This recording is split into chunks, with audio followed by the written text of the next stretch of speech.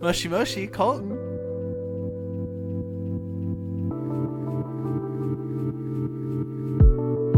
Welcome to Leaguecast. Blinded by the shadow of your light cast. Headshot. Let's go. Welcome to the League of Trading.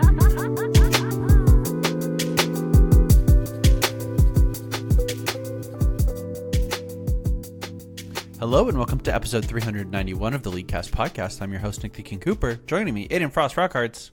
Heyo, it's me. And Colton Blue Basket Sweat. Howdy, partners. Not yet. That's next week. Yeah, but I'm probably good practice though. I'm probably not going to have internet in my Airbnb next week that is reliable for recording a podcast. We'll see. Oh. Or a space to be able to record without access. We'll find out. We'll find out next week if I'm here or not. Well, you're doing a good job practicing. Oh, but I do have a question, Colton. What time is it? It is 6:20 p.m. in Central Standard Time Zone, which I currently reside Aiden, in. if you lived in Texas and I said, "What time is it?" What would you say? 6:20 p.m. It's high noon. Oh. Yeah, okay. That's right. Hey, this week we're going to talk about upcoming patch, or I guess the patch that's live now, Eternals, and that'll be fun. We got a review. I think we're just going to go right into roundtable then, with old answers from last week and the new question. Cheese pick, LCS news, and we're going to round it out with quite a few emails. You guys have been killing it. But first, Aiden, how was your week? My week was good. I don't think I played that much. How much League did I play? Probably not that. I definitely less than you. You've been playing a lot. You've been grinding out those tokens. Yeah, I've been trying to get like at least one win a day. Who did I end on last week for my, because I'm still doing the A to Z thing. I think I was like halfway through a Macaulay or something like that. Maybe. I think I played one game Macaulay. Well, halfway through a Macaulay. You're either like, it's not like 0.5, it's like 1 or 0, right? Yeah. So I finished a Macaulay up this week. She was pretty fun. I actually feel like I can play her well. Her early game is definitely the hardest part about her. Like, she can get stomped if you're a bad player in lane. Yeah. But once you learn how to play, her laning becomes better, and then her late game's gross the better you are on her. Mm-hmm. She's still OP, I think.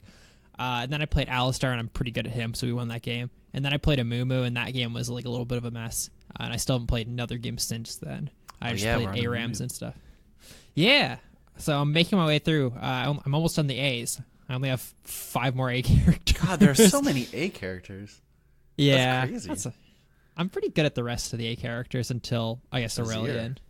Oh. And Azir, yeah. That's going to be a rough back-to-back. Aurelian is Yeah. That's tough. Because I got a Nivea, Annie, Ashe. Those are lockdown. And then even after, like, Yeah, Aurelian Ash and Top Azir, is it's like... so good. We'll talk about that in a little bit. Other than that, I've been doing like a lot of website stuff because we're putting our website back online. Yeah. I've been trying to teach myself how to make websites and stuff. I think it looks all right. I want to show Nick and Colton it after the show. I'll like screen share it or something. We would show you guys yeah. too, but this is an audio only medium, so Yeah, I think it looks more than passable. I think it looks better than what our old website looks like right now. Well, There's still stuff I have to do. It's certainly better than our current one, right? That's true. It's better than nothing, right? Yeah.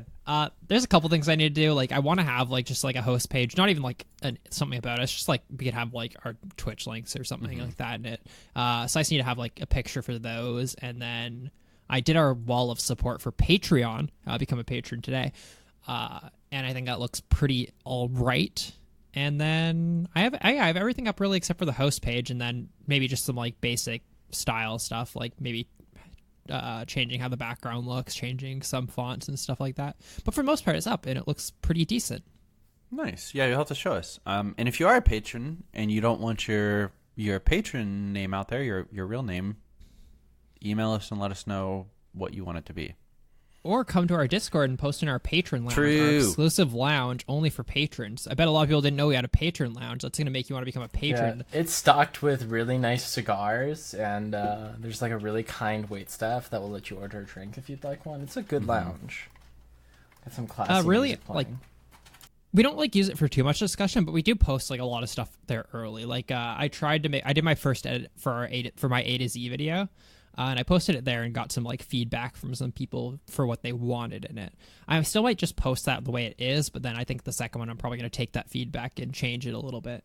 Yeah, if we do a lot of if we do cool stuff, it gets posted to the Patreon launch first. I have uploaded like a ton of the essays I submitted for college to only the Patreon lounge, which you can read through if you'd like. I should submit my witness paper. Yeah.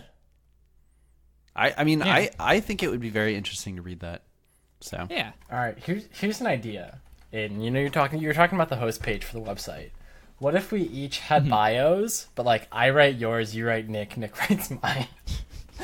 Sounds like a nightmare. In rock arts, it is. sounds better than writing our own, I think. It could be Yeah. pretty funny though. Speaking of, hold on, I leant over to get something. That's why my mic was fucked. Can I read something? It's a bio. Yeah. In an effort to restore order to the podcast, Nick will not let Rick, will not allow Rick to be his own unique butterfly. Nick's interests include sports of all kinds and video games. While not complaining about broken champions, while playing League of Legends, Nick enjoys raiding in WoW, various Gary's Mod game modes, and game cubing it up. Did I write that? Yeah. And then there's Do you like still more enjoy about, like, game support. cubing it up, Nick? No. I mean, yes, but I don't play on it very often. I found that like last week, and I've been holding on to it. That's pretty fun. Yeah. That's from 2015. Yeah. Jesus. Long time ago. Yeah, so my week's been going on for a little bit. So what about yours, Colton? Yeah, my week's been busy getting things in order for a move. So packing and deciding which things are worth taking and which things are not. Was it Tuesday or Monday? I went through all of my various board games in my collection and I turned like 4 boxes into one of things that I will be bringing, and then everything else is going to stay here for now. So I had to choose which games made the cut and which ones didn't. Still need to do that. I need to pack up a lot of my clothes still, as well as my computer. But I was, got to do that last, but also first, because computer needs to go in somewhere where it's not very visible, but also like not gonna break, like monitors and stuff. But yeah, other than that, I've been playing pretty much exclusively League in terms of video games. I've been playing some solo queue, some duo queue, played a game of Leona Swain with Nick. I've been playing actually this week's Cheese Pick in Ranked, which is pretty fun. It's a pretty actually good build, but I'll get to that when we get to that section. I played with Hotshot, GG. Whoa, Pogger! Of CLG history. We lost that game very badly. He went 1-7 with his AD lethality Ash top. We also had an AFK that game. He trolls in Ranked. Yeah. He was playing it 2 days after you played with him, I think. Mm-hmm. So.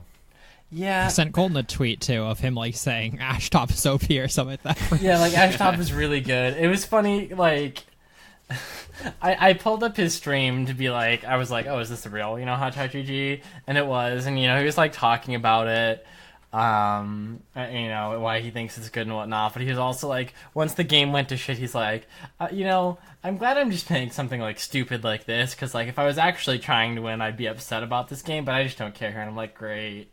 Good that my allies don't care about winning. But yeah, I mean that's pretty much my week. Been a lot of preparing to move, so fun things like, getting an oil change and packing and all that good stuff, just getting things in order. Started the new season of Glow on Netflix. If you're a fan of that show out there, there's a new season. It's pretty good so far. That's my week. Nick, what are you up to? Work in school, as always. Had a pretty good day of work today. Feel like I got a lot accomplished. And yeah, just been trying to grind my tokens for this prestige point thing. We'll see if I actually spend it on that. I think I might, and I think I might not. Depends. I believe I beat the main storyline to Fallout 4, which I had never done before. Pretty good overall. Not like the best, not the worst. Mm-hmm. But super fun game. Still have lots to do, and looking forward to playing that some more. And I think that's pretty much it. So no Wind Waker update. We didn't play any this weekend. Aw. Yeah. That's all I'm here for. Yeah, what's the why'd point? you even show up, Nick? So yeah, let's get into the Rising News, where we have a patch 9.16, and we'll run through this real quick. Really quick, I'm going to sure. post this in our Patreon lounge. But Pog, here's pog, our pog. homepage to our new, Wait, our new Patron website. Lounge? How do you even get access to such a thing? Ooh, support us at the $1 level. Yeah. Don't mind about it got like the middle part got cut off because scrolling capture sucks, but pretend that image is full. That's You cool. see what I'm saying? Yeah, it looks good. Coming together, man. Looks good. Pog. yeah. Patch. Yeah, hey, patch. Pantheon rework is, I believe it's live as of right now. I heard If he am sucks a not wiener. mistaken. Yeah, I think he does kind of the same thing, is what I've heard. So, Hold on, cool. let me read Ellis's tweets about it. It was good. It's a chain of 5 tweets, but I think it's worth it. I'm Ellis. Here it is. Reworked Pantheon thoughts. 1 out of X. Passive falls off way too hard during mid game. Basically doesn't exist. Kit has weird gating mechanisms in it that makes him feel clunky. Mostly his E and his weirdness with Q. R feels terrible. Old Pantheon could seemingly act upon instantly dropping. Radius was clear and defined. Damage happened somewhat smoothly. New R feels like it gives the enemy's first option at Pantheon. It doesn't bode well with his E. Ratios are awful, heavily reliant on CDR, but super squishy with no execute damage outside of his Q is painful. R being walkoutable due to it dealing damage in a wave is terrible. He can take over solo queue games really early like the old Pantheon, but now he drops off like a cliff in mid/late game, and he doesn't get that much help from itemization as old Pantheon due to loss of shield passive. Last tweet is champ whiffs completely on a rework. Visuals are godly, but even worse than old Pantheon. Maybe people can make him better with 5-head E usage. Feels just like Mordekaiser, right? Being way too careful with reworks, but these two aren't good. He won't show his face in pro play. I definitely got that vibe just from watching videos of him with his ultimate, though. I didn't really get the rest of it. I guess that makes sense, though. But his ult does look really reactable in the fact that he slides down and people can hit him while he's sliding down, where he can't do anything until he's at the end of his slide. Yeah. Yeah, it's... Maybe just make him untargetable then while he's sliding. Like, either that or... I think, honestly, even if he still had his old ultimate where it's the circle and they just, like, change the animation a bit... I don't know. Or it could just complete faster or something like that. They could. I'm sure there's ways they can figure it out. I mean, what if you could just cancel it by pressing like abilities on someone? It would Yeah. stop dealing damage, but you would be able to, I don't know, not just dive into their team. Yeah. I don't know, but I'm excited to play New Pantheon at the very least, even if he's not great right now. And he does look really good, so... If it's not good, at least it's pretty. It's one of their coolest looking reworks. Yeah. Yeah, for sure. Speaking of things it's that are interesting to good- say that. Oh. Sorry, go ahead. No, you go. I was just gonna. Oh, I was just gonna say it's interesting to think that he thinks the Mordekaiser reworkers failed, because I feel like it's done a pretty good job of like establishing an identity, even if it is quite strong at times and maybe a little OP. I think his logic, I'm just assuming from watching, I watched a little bit of his streams. It sounds like he doesn't like the fact that Mordekaiser rework is completely based on his numbers and his ultimate, right? That's fair. Meaning Yeah. he's completely there's no mechanics, right? Your Q slaps people and then your ultimate makes you kill people no matter what in a 1v1, and that's Mordekaiser, right? Sort of like the Alawi, like she'll be picked when her numbers are high, but that's pretty much it. Okay, interesting. And of course, he's approaching that from like a pro perspective. Oh yeah. Almost Whereas, all of his patch notes and stuff are a pro perspective. Yeah. Whereas we can just say, yeah, Mordekaiser was good because we see it often. So it must be good. But or Mordekaiser might slap ass in lower elo brackets. Honestly, sure. Yeah. But yeah, Pantheon's out. Yeah, Azir got a nerf mainly for pro play. I guess they're nerfing his Q cooldown. I don't think it'll actually affect him that much. It'll like lower some of his damage in like late game team fights where you can usually have out 3 soldiers. It might make him only have out like 2 or like 3 for a shorter amount of time. But I don't think it'll be that big of a deal. Oh, sorry, not soldiers. That's his Q. That's for like moving them, right? Yeah. Yeah, just increase the cooldown on moving the So them with you. that's even less of a nerf then, right? It depends. So like I think Luden's Comet Rush is you become more of like a spellcaster rather than an auto attacker. So it's a nerf to that build, which seems to be the more popular way to go. But it's still it's pretty. I don't know. It doesn't really change anything once you get to 5 or 6 items. You know, Did when you you're at always 40% max Q? cooldown reduction. What's up? Did you max Q on this current version of Azir? Yeah. I only played him when you like max soldiers at one point. Yeah, no, you you max max Q and then max W. Okay. Yeah, that's interesting. Maybe that's good. Up next, Yeah, his maybe. counterpart, Corki. The LCS mid lane. Attack damage is down 5 base and 0.5 per level. So again, that's 5 at the very beginning of the game, and then at level 18, you'll have 9 less attack damage from your growth. You know what's ween? This is what we get for nerfing Akali and Aurelia, like over and over and over. This is these two champions. I want to like so like they're so here's the thing. I think this definitely works for bottom lane. I'm not sure about mid lane. Why don't they just buff counters? Yeah, I have no idea. Like, I don't think Corki and Azir are OP. I just think that they're kind of who's left. So like, why Yeah. not buff a champion like Syndra? You know, who can Orianna, yeah, who can like I don't know. Yeah, I don't know. It's just a I'm- different like a different philosophy for balance. I think. So part of me like understands like it's harder to do that for a lane like mid or top or even jungle because you're gonna get to a point if you keep buffing characters like instead of like nerfing characters, you're gonna get to a point where damage in the game is like already like too crazy, and I think it already actually is too crazy. Yeah, like the amount of damage absolutely. everyone puts out. So I think there's merit there, but that being said, on the counterpoint, they don't do it for other roles. I think support is the best role to do that in. Instead of like nerfing Tom Kench, Braum, who's another like one of those like tanky supports that we've been seeing a lot of. There's Just definitely a one more little than bit of Alistar. Alistar, for example, right? Yeah. Instead of like keep nerfing those characters and then into the ground, buff counters to them. Like that's a role where I think you can just keep buffing counters, like buff aggro supports, and then you get it, like instead of nerfing Tom Kench, you can just buff all of his counters, and I feel like that's a way better way of doing it. I understand for mid though, like you can't just keep buffing damage, but Yeah. for support, who cares if the supports do a lot of damage? Yeah. Well, yeah, it'd be nice to see like buffs in hand with these nerfs, and maybe we do see some like scrolling through the patch notes, but not enough, I guess. Yeah. Dr. Mundo, W tenacity is flattened, so it's 30% at all ranks, which is wild.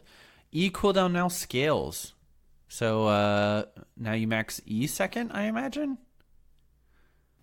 Yeah, That's Depends, maybe. I think, still on the matchup, because that was kind of always the case.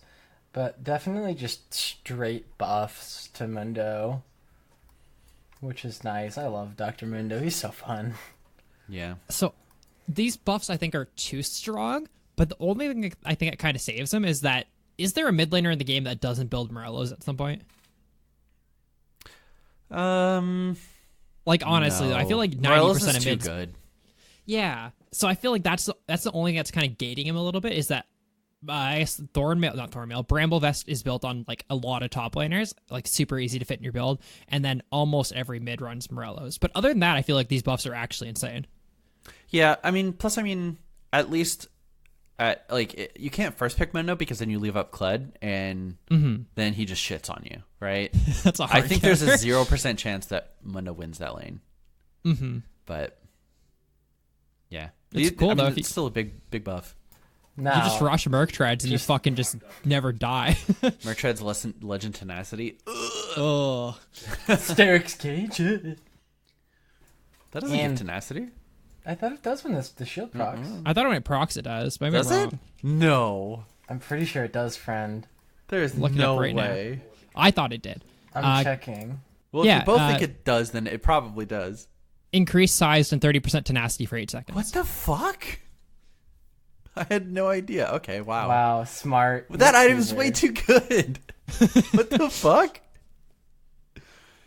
Okay. Okay, I need to find the patch Okay. because I was digging around the client. Okay, I'll talk about Echo while we're waiting. Yes. So his E bonus damage is increased, his R cooldown is decreased late. So I think the E damage is actually like kind of nice. It's like a little bit on trades. Does the R mean anything? I talked about this like months ago, where it's at like, so 70 seconds is too long to use twice in a fight, right? Mm-hmm. I think 50 seconds is still too long to be in a fight, right?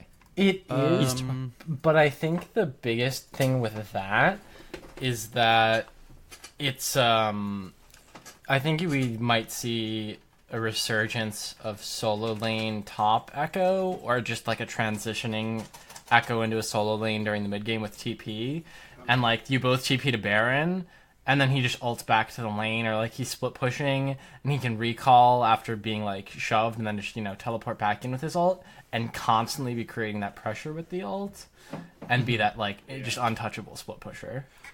So Yeah, if I'm doing math correctly, you can Like 32 seconds, right? It's 15 seconds, or it's 15% for Ultimate Hunter, right?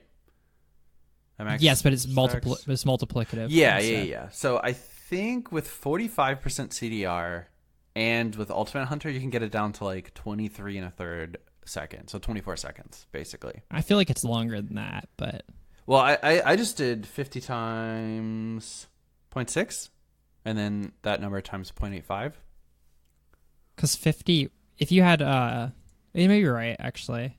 I feel like it's like gonna be 25 is like the lowest it's gonna get, just like mathematically, just through reduced values. But No, I think if you had Ultimate Hunter and 45% CDR, it'd be closer to like 20 seconds, I think.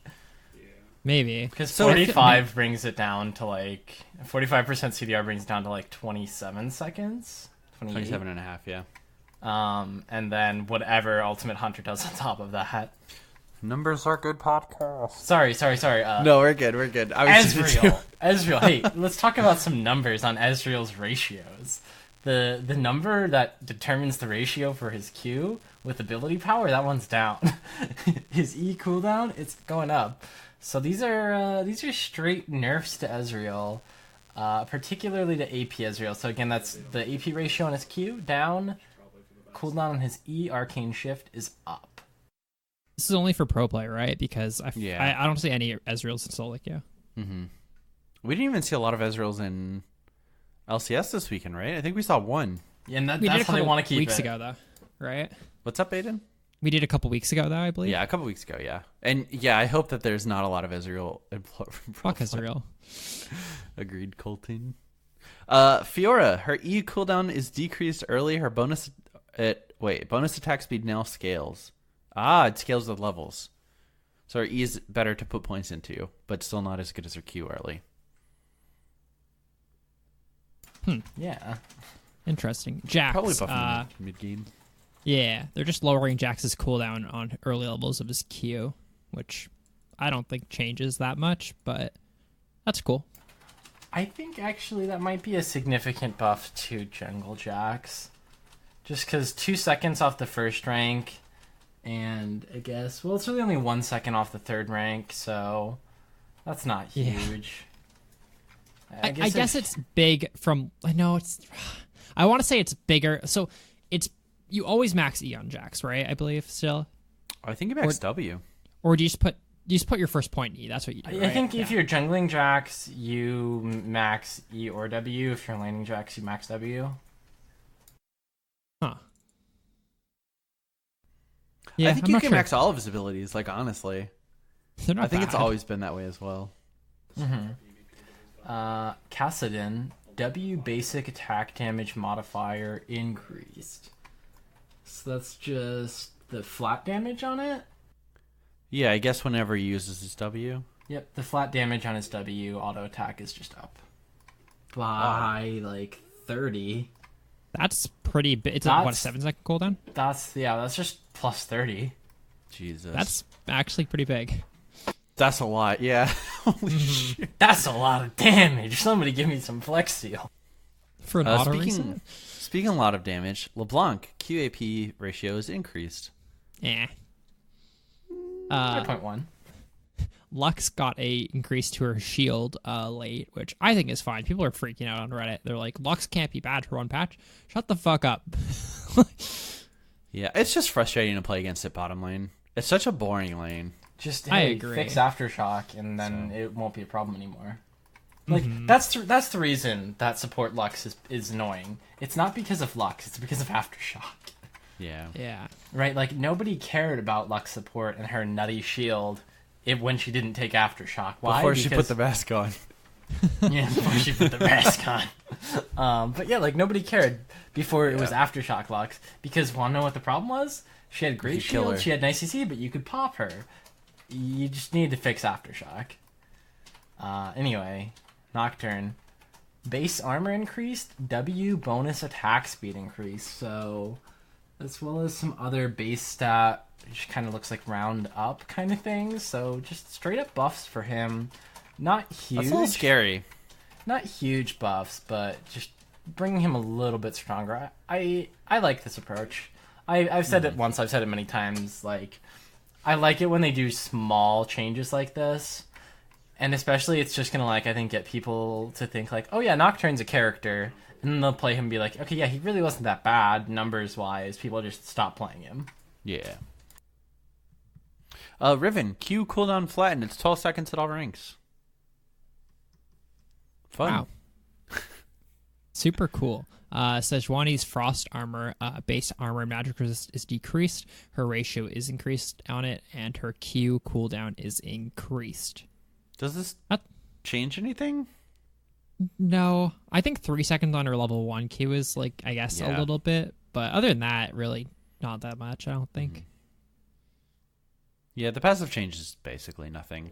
Yeah, it's basically Yeah, nothing. And, like, the Q cooldown is, like, but the reason Sejuani is good in pro play has not changed. Her ultimate is exactly the same.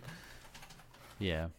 Maybe her passive is actually kind of like decent, like a good nerf for like early game, right? Because I guess 20 base is like a lot early, rather than Well, 10 you're only base early. losing 10 base, right? That's like not bad though. 10 armor and magic resist early. Yeah, but as soon as you get, like, even if you just get a chainmail, it evens out, I think. No. Yeah, I guess but you know, like for those like first couple skirmishes and stuff, Yeah. I feel like it's actually like Yeah. not. I mean, bad. she's still, like, pretty unkillable when she has her passive up, initially at least. Mhm. But, yeah, probably a good way to, like, tone it a little light on the nerf. It's cool. All right, Shen, his Q empowered damage ratio is increased, and that's a health ratio. His E base damage is increased. Still probably pretty bad. Yeah, I think that there are other changes you'd need to make to Shen. I mean, the only problem is, like, when Shen's real good, he's in every single game because of his ult. Yeah. What? Yeah, and I feel like his ult is the, like, balancing issue, but you can't, like, make super big changes to it because then he loses, like, his identity as a champion. Mm-hmm. Oh well. Unless they Singed. just do a hard rework on him. True. No, they keep his ult in 100%, right? I think they They- keep his ult in like how it works of like help a teammate, but I think there's other ways that you could do it that would be easier to balance. Yeah, I mean, like, global teleport that you use on an ally. It doesn't have What to if be it's like a global shield? Global shield. What if it's not a teleport? What if they It's need like to a be in a massive shadow shield. for you to be able to ult them? What if it's a massive shield neck that puts your sword on them so you can like use the thing? Like they have to carry your sword. You give them That'd a shield, you be- give them the sword, so it gives them the amplified auto attacks from your sword, and you get they can't be autoed. I mean, I have no That's- attachment to Shen, so we could just remove him from as a champion. That's not a whatever. bad way of doing it though, right? Like, Yeah, I mean, that would be cool. Huh. That would be cool. But then, if you can't pull the sword back to you, your top laner would just dick on you for a couple seconds. I You feel just like gotta that's like a wait good 10 trade-off seconds though, to right? bring your Q back. Yeah, I think that's I think fucking it's a good cool. idea. I think it's a good idea. Singed. Base mana is increased. Our bonus stats increased late. Everyone That's wanted kinda Singed scary. buffs. Yeah. Fuck singed. Scion. Base mana increased, Q base, min and max damage increased, remove damage reduction on monsters. Dude, do you see that nerf to his mana regen there? Where they lowered it from 8.0008 to 8. Fuck, dude. Unplayable. Unplayable. Balanced by a supercomputer. What is that at max rank? That's not even like 8.1. It's not even close to 8.1. No, it's nothing. They're fuck? just making an actual even number. That being said, nice buffs, and the fact that it doesn't do reduced damage to monsters. Jungle Scion. Yeah, right. Like, I want to see some Jungle Scion. I'm probably gonna play some Jungle Scion now. If you guys, Oh, it did 80% to monsters. What the fuck? It did 80%. That's No. like It did 20%. No, 20% reduced. That's a 80% lot, though. total. It is, on a yeah. 300 yeah. damage ability. It is. yeah, and that ability got buffed? Yeah, true. that's sick. Up next, a character whose name also starts with SI, because that's the third one in a row. Sivir. WAD ratio decreased early, so nerfing her a little bit in the early game, just to cut down on her ability to shove waves, and also, hey, with Yuumi, she's busted. Yeah. The next champion that has SI, Silas. Q2 damage reduction now applies to minions and monsters. Fuck you, Jungle Silas. Get out of here. Actually, keep him out. I don't want Jungle Silas to work. I don't think he's... Cool. I don't want him in the game as a jungler. And the first character with SY in their name, Syndra, she got Q bonus damage and champions is increased, and her E base damage is increased. So Syndra's buffs. We're getting those, not enchanters, those control mages back in the game. I was playing some Syndra like a week or two ago, and she felt fine, honestly.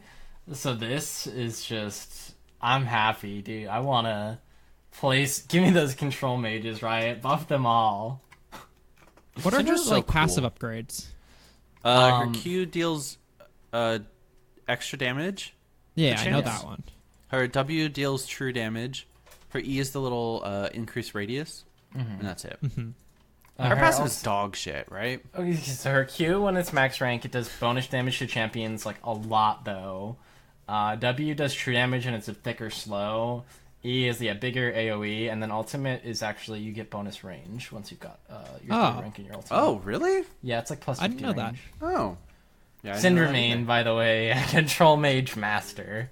You guys are gonna see me out there with, like, Ziggs and Zillion, Syndra, Orianna. Ooh, I'm so excited. But anyway. Like Glacial Augment Syndra. Hell yeah, dude. I could. Up next, our boy, Mr. Kench. They're unbenching him. They're just kidding. They're nerfing Benching him more. They're nerfing him some more. Movement speed is down by 10. The shield from his E is from 3 seconds down to 2. Okay, hear me out. E, not That that, could be a bad puff of a top nerf. blade. Yeah, I was gonna say Because the previous nerf to him made it so it ends at the cooldown starts when it's done. yeah, So in So that's theory, a that buff. could be You a could use it more. buff to top lane. It's definitely a nerf. yeah, it is. It's It's a nerf. 10 movements. I just honestly Fuck though, you, Tom Kench. revert every fucking change in the game and do something gross to him. Either A, make it so you can't eat allies.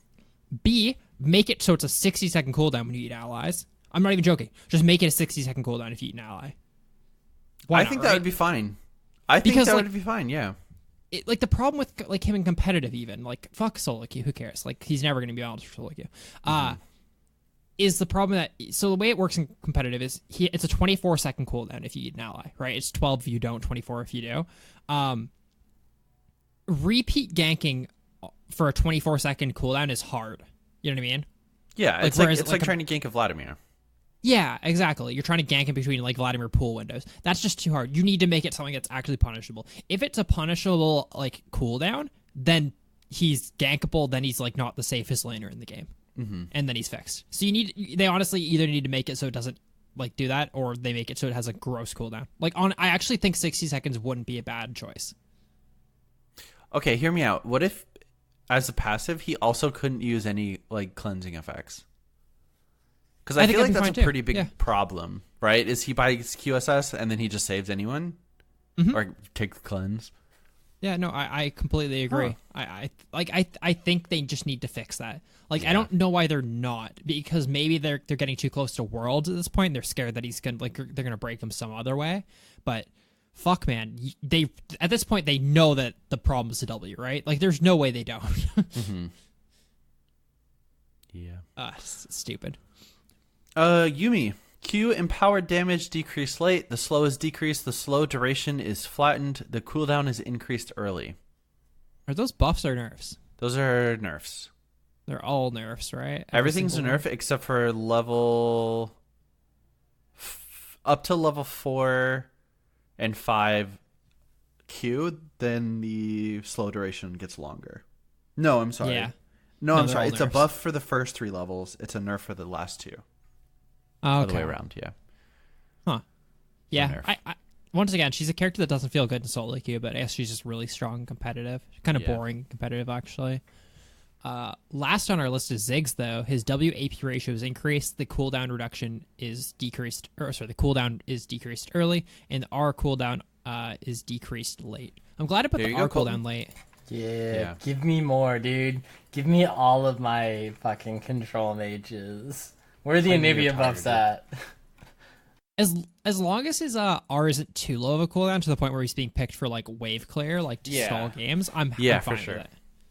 I mean, his E is a problem though for that, but Yeah, his wave clear is Yeah. kind of nutty, and even at 70 seconds, again, like if we're doing like with 45% CDR, that brings you to like 38 seconds, which is just a little bit longer than once per wave. So that could definitely be used to stall. Oh, I looked it up, by the way, for cooldown reduction. It's 57.75 is the max. With both the thing. 57.75. Yeah, so you're right. It's 23 seconds, I believe. Well, Okay. 22.8, 22 point whatever. You know what I mean? Yeah. But I think they could honestly keep buffing Ziggs' ultimate, but do something where I maybe they don't want to do stuff like this, but my change would be if you ever ran into a meta where like just Ziggs wave like stalls waves, do it where like it has a like really really long cooldown, but it gets reduced for number of targets hit, like 10 seconds for each target hit or something like that. That'd be cool. That sounds like an augment. Either from that that'd be or cool, right? Odyssey, yeah. even that, or just like it gets cooldown back on takedown or something. Where, Yeah, like if you like, use it that's in a cool way a of team doing fight, you actually get it back. But if you're wasting it on waves, you get punished for it. Like I understand the idea of like they don't want to have too many ifs on abilities, right? Like that becomes confusing for players, right? Well, Ziggs ult has a long cooldown, but if he hits 5 players, then it's a very short cooldown, right? I feel like they don't want to have too many of those. But I also think it like makes the character way more rewarding when you have if like scenarios. I think so too. Yeah. I mean, we saw it with Lux for such a long time, right? Where if you got the killer assist within a certain time frame of using your ulti, it refunded half of the cooldown. Mm-hmm. Yeah. Colton, you want to talk about Biscuits? No, I don't want to Okay. talk about it. Biscuits delivered decreased. Delivery intervals adjusted. Health and mana per biscuit decreased. Healing duration decreased. Permanent mana per biscuit increased. These biscuits are too fresh. So Yeah, nerf to biscuits. Nerf 'em. so you only take They're biscuits if you're going to get your ass pounded in the lane, right? Yeah. Yeah, it's more of, instead of a win every lane with biscuits, it's survive a terrible lane with biscuits, and it's at 2, Which is 4, 6 minutes. I think that's that biggest That's thing. nice. Instead of 3, 6, 9, 12, like 2, 4, 6 is this gets you through your first base. This lets you survive until your first base. Yeah. That is why you buy biscuits. And I feel like looking at it as like a nerf is like a little bit. So it's definitely a nerf. It's a huge nerf. But that like last biscuit, like the number of biscuits 4 to 3. Whenever I got the biscuit at 12 minutes, I was like, okay, what the fuck am This I is going to do with useless. this? Yeah. You so, sell it for your 40 gold. yeah. So I don't think that the number is that big of a nerf. I think it's just like the amount and like what you get back and stuff. So Yeah. All right. Then we have Yeah, ARAM balance changes. Yeah. wow. Those don't count. Honor rewards. They're putting out some Honor 5 rewards for us. So it looks like some chromas. Yeah, chromas if you don't already own the medieval Twitch and Grey Warwick. Did you see that they Chromas for them. caved in that you get both of them for the season only? Oh. because did people were not. like, I only get one chroma. I only get one free chroma. You entitled Really? fuck. Yeah. Yeah. Yeah. So whatever. Silly. Yeah. Some Challenger and Grandmaster changes on demotion. So, losing a game... Before you would Go, you demote, like if you're a Challenger or Grandmaster, you demote to Master 0 instead of demoting to Diamond, which, you know what I mean? It's, even though they're kind of the same division. Okay. So if you lost a game at Grandmaster 0, like there's not enough Grandmasters in the game, right? Or you lost a game that would put you in from like Grandmaster 2 demotion, it would just put you at Master 0. Oh, interesting. So it's just a bug more than anything, Nice. I believe. So yeah, all of our listeners who listen to us every week and are all in Challenger, this might affect you guys. It was mainly a thing in TFT is the reality, like, or in, like at the beginning of the season. Those are the two scenarios where it really happens, where like there's not enough people in the ladder, from what I understand. Mm-hmm. All right. Looks like some bug fixes. Anything? Did you see the one bug fix that they got rid of? That's one of the coolest things in the game that they fucking got rid of. No. The Gnar change. Have you seen this no longer Gnar change thing? the direction of E after transforming through his ultimate before bouncing on a minion. What? I've done it a couple times. So you know how you can R cancel your ultimate on, jump cancel your ultimate so you can cast ult while you're midair? Yeah. You do that, but you also spam E the opposite direction. I like to do the timestamp of this video. It's like really cool. It's hard to do. You just have to like spam E while you're mid jump, because when you change to R for like one frame, your E comes back off cooldown. What the fuck? Yeah, it's That's like pretty wild. strong. But Yeah, once again, that's crazy. I don't think Not it's ga- useful. yeah, it's not game breaking. It's just like it's a cool mechanic. But it makes sense. You're using your E twice where you shouldn't, so whatever. It's a bug. Huh. Fun. Yeah. Huh. All right. Anything else? Do we see any other? Nah, that's the only one. The rest of them are pretty boring. And then we have two skins: Dragon Oracle Udyr and Hextech Rammus. They both look Udyr sick. Looks sick. Yeah. That's my next Hextech skin that I'm getting. The Rammus one. Yeah. I love it, Oh, dude. wait. It's so fucking cool. Okay. Do you see Udyr splash art? Mm-hmm. Is that like Chaos Nightbringer Zinzao? It looks like Zenzelda, right? Right? Huh. Maybe it's just Feel a like dude. it. Hmm. Maybe it's a new character. Ooh. That's There one of was the that, coolest like- Udyr skins. Yeah, it is. It's super sick. Were you gonna say Zack in the ribbon splash art? No. I was there was that leaked image of the new champion. That just looked I kind of didn't weird. see that. It was posted in our Discord. Yeah, it's like new 80. It's I don't think so, but No. no, it's supposed to be an 80 carry, and it didn't look like an 80 carry. What does that mean? It looked like a melee character. I was gonna say, melee does characters statistic can't be look anything. male? It looked like a melee character, like with a sword, I think, or like a hand blade or whatever. Or a penis, because 80 carries are female, as we learned last week. Yeah, Alright, just Nick, like Nick. okay. All right, here's an idea for an 80 carry, all right? Uh-huh. Has just a regular sword, okay? Okay. But he uses his sticky fingers ability to unzip his arm and throw it at an opponent. I'm in. Bye. Do you guys want to talk about the TFT patch? I'll What run do you that got really for quick. us? I read Sure. it. It's pretty basic. So main thing is that they introduced a new origin and 4 new characters. The origin being Hextex, or Hexatex as I like to call them. Yeah. So their trait is that when you get 2 of them or when you get 4 of them, you throw disable bombs on the enemy team, which blow up and disable items on characters that get hit for 8 seconds. Which is pretty cool. So if people are running Hextex, you have to spread out your units like one space in between them so they don't get like multiple of them get their items disabled. So it's kind of cool. So I think it's kind of a boring mechanic in the fact that it feels shitty to have your items disabled.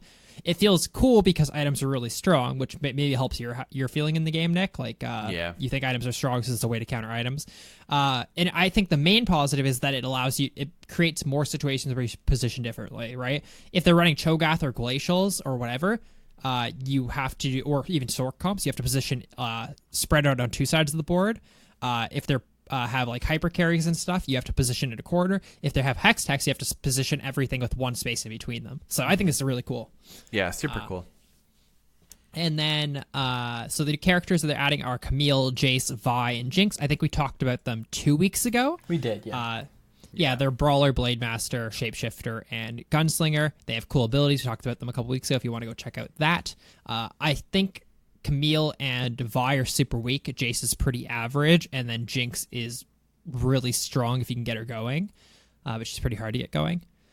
She's a pretty hard carry, right? Yeah. Just Camille and Vi, though, are pretty weak.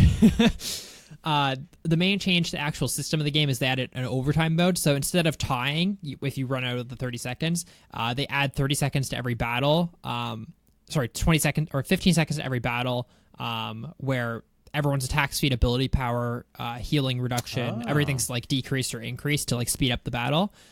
Which I think is cool. The only problem is like some comps benefit way more from this, I guess.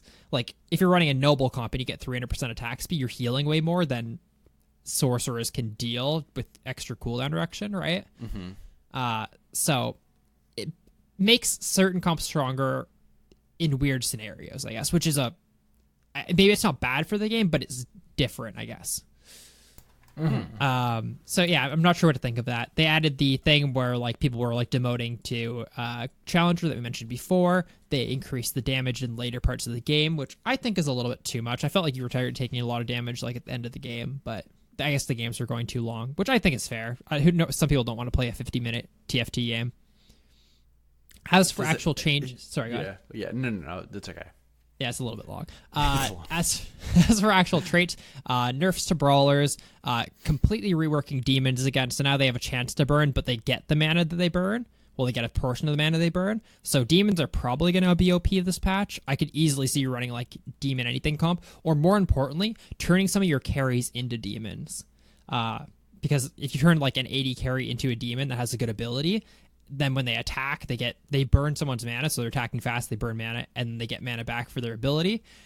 That's pretty gross. So right, like we'll that's gonna be real strong for Varus, and then like if you were doing a ranger comp and put that on like Ashe or Kindred, yeah, or Kale, like fucking Kale, where she is crazy attack speed. She has the highest attack speed ratio in the game, and that she can burn mana and get mana back for ult. Like that seems gross to me. I mean, what about just Aatrox, right? Yeah, he has like already one of the best abilities. themselves. Yeah. Like Brand, yeah, they have a lot of like strong characters. I think demons are going to be strong. I think demons and nobles are my go-to this patch. Yeah. Ninjas are getting a slight buff. Nobles got a buff. Sorcerers got a tiny nerf. I think sorcerers are still absolutely fine. I think if anything, they should nerf Sorcerer 3 more, but buff Sorcerer 6. I think you should get rewarded for going like hard for a comp, like hard for a comp. And then they're buffing Wild some more. I think Wild's getting too strong at some point. Like that attack speed stack that you get on your team is pretty crazy. Yeah. As for individual unit buffs and nerfs, some minor changes to Elise, Mordekaiser, Kha'Zix, Nidalee, and Vayne. Nothing really to write home about. As for tier 2 characters, nerf to Braum. That character was in every single comp. Buff to Lysandra. She's still a shit unit, but the justification for something like Lysandra is you're paying an elemental tax, right? In the fact that you're running a very easy to get trait that has a huge power spike, so you're going to have a shit unit in that comp until you like transition into late game, which I think is fair. I just know a lot of people were complaining about her being weak, but I think that's the point. Lulu got a pretty nice change. Nerf early game. Nerf at all points in the game, or nerf late game. My apologies.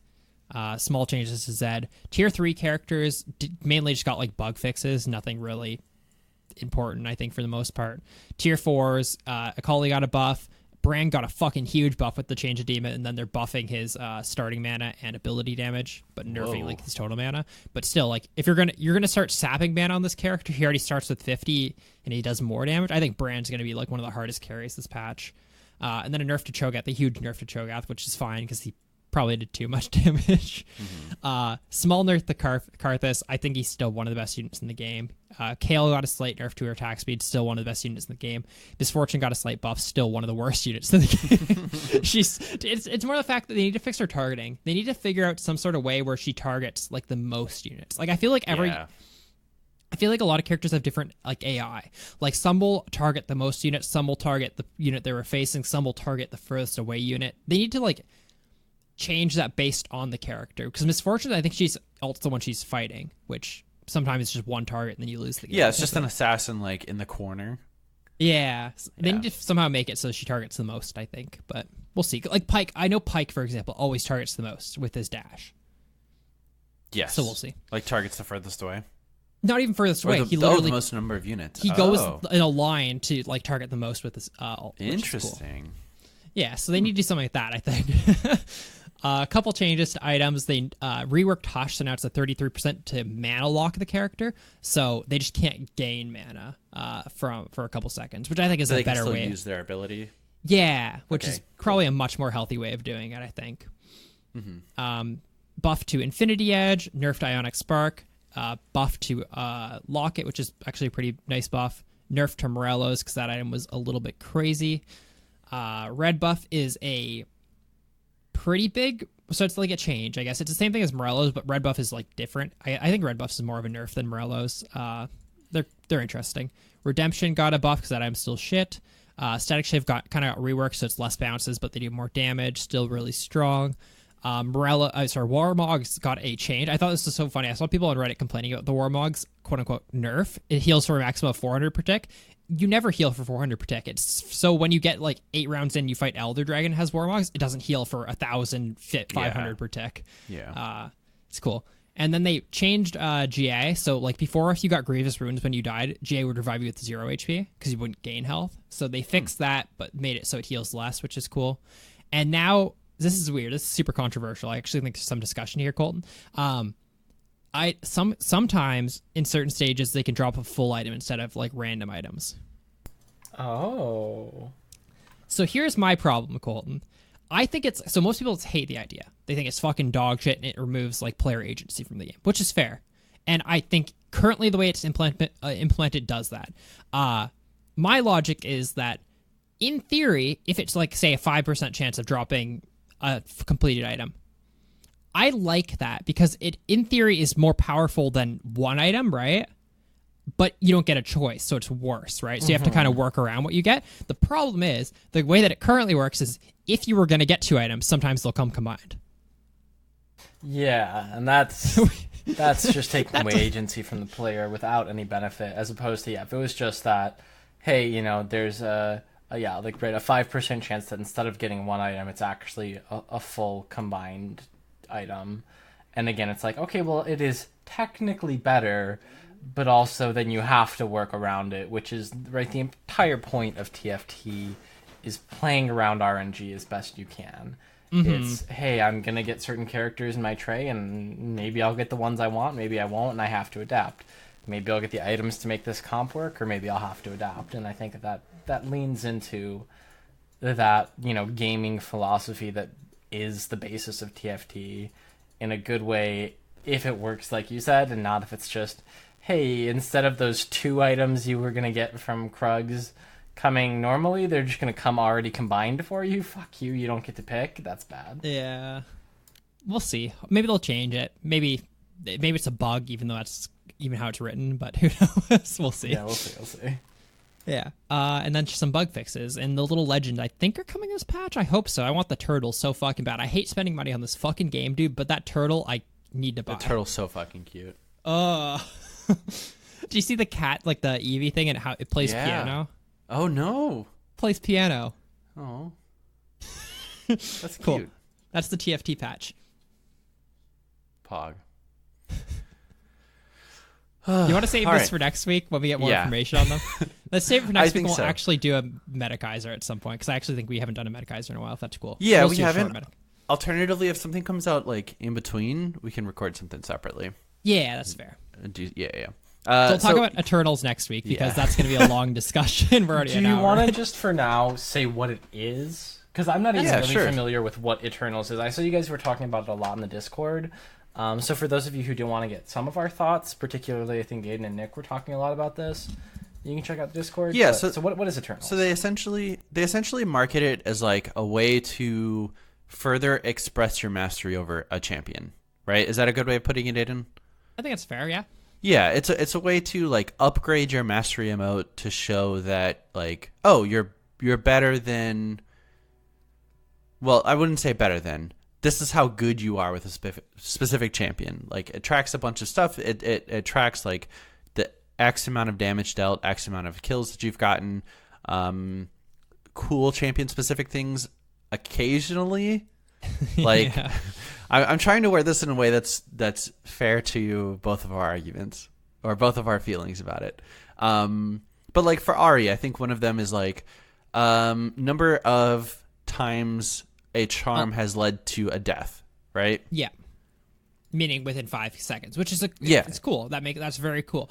Almost every single character in the game has like kills, or if you're a support, then like Kills plus assists. Kills plus assists, right? Most characters have those, and then they usually have a damage dealt one for most characters, or like a healing done sort of thing. So like, but for the most part, most characters have those two, and then they have like one unique one. Yeah. Okay, gotcha. So it's just some stat tracking. So yeah, and again, we'll talk more about this when more details come out, because I think that there's currently some debate to be had about why. I don't know. I was reading a little bit about yours, because it's going to be a thing that you purchase, and I think that's where a lot of the discussion is coming. But we'll get to that when we get to it, I suppose. Yeah. We really don't know enough. They didn't release too much information about it. The first day there was almost zero information. Yeah, the first day they said like, "Hey, this is going to be something and it's going to cost money. Thanks for playing League." And that's never the right way to approach stuff. Yeah. Yeah. So as more have come out, I think people have sort of expressed displeasure with it. That's fair. Yeah. I agree that the current model is kind of bad, but I think that the idea has some merit. And that's sort of the like where the debate is, for me at least. Yeah, I think that's where we see eye to eye, Nick, is like the potential of it is like huge, I think. Right? Yeah, for sure. Like if you look at something like Chromos, when they came out, they were fucking dog shit, right? Yeah, Piss yellow absolutely. fizz. Like Absolutely. if you look back, like I don't know if I'd look. If you look back, do you think people are probably upset about them? I would assume because they look so poor, right? Whereas like I think so, because I think one of the comments was, yeah, this is literally an intern like discovered the paint tool. Right? Yeah. I remember people like going in, like they would just like highlight, use like Photoshop to highlight like a certain color, and then they just like change the color, right? And they'd be like, "Okay, give me my money," or like memes, right? Whereas like now, like there's chromas where I'm like, "Holy fuck, that chroma is better than most skins." Yeah. Yeah. Like the chroma is just better than the base skin, and then there are certain ones like the pool party ones where they just change the model entirely. Mm-hmm. Yeah. But yeah, so that's a discussion we'll have some other time. Yeah. But yeah, so let's get into the second section of the show. The 5 stories. We got one review from Alex4172, and he says it wasn't a gank, it was an attempt. He said, Nice. Almost didn't give you all 5 stars after Nick called me out last week, but they all deserve it, so there you have it. Also, Nitto, please give us 5 stars should it won. Thank you, man. No. Also, you gave us 5 stars because I called you out. Period. That's true. There you go. Full You stop. wouldn't have even thought about it. That's the world we live in. I called him out. He gives us 5 stars. You got to be Gives us controversial money. in the modern day. Got to rile people up on Twitter. Speaking Hell of yeah. controversy, let's talk about the roundtable answers, where I feel like a lot of these answers just kind of didn't miss the mark. I'll put it that way. What if we took 10 minutes to talk about Trinity really quick? Okay, You don't sure. mind. Let's do it. I feel like, we've had this on the dock for like 4 true. weeks. I forgot about and this. I want to take it off. Let's do it. So we're going to talk about Tryndamere, Nick. Do you want to run us through his abilities really quick, even though they're pretty basic? Yes. Let me pull that up real quick. Yeah. Sort by alphabetical. We originally pulled this up because Fogged for the Win, who's like one of the best Tryndamere players on NA, he made a sick guide detailing like literally every single matchup for Tryndamere in the game, along with different builds, when to go them, why you go them, how you play every single lane. Super, super resourceful. I'm going to put it in the episode description this week. It's super sick. Yeah, but we've been meaning to talk about Tryndamere for a while, but there's just been like other meta stuff that we wanted to talk about, so... Yeah, so his passive is Battle Fury. Tryndamere gains Fury for each attack, crit strike, and killing blow he makes. Passively, it increases his critical strike chance and can be consumed with his Q, which is Bloodlust. Tryndamere thrives on the thrills of combat, increasing his attack damage as he is more and more wounded. He can cast his Q to consume his Fury, which is his passive sort of currency, and heal himself. His W is Mocking Shout. Tryndamere lets out an insulting cry, decreasing surrounding champions' attack damage. Enemies with their backs turned to Tryndamere also have their movement speed reduced. His E is Spinning Slash. Tryndamere slices toward an enemy unit, dealing damage to enemies in his path. Wait. Okay. In the wording, it says he slices toward a target unit. You don't have to target a unit. You can just free cast it. Yeah. Spin in It's the kind of direction. strange. I just read that. I was like, okay. You can spin on allies, but you can spin on anyone.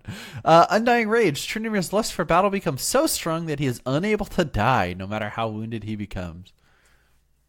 And if you played season 1, holy shit, this was infuriating. Yeah. God. But yeah, so like, how do we even start this?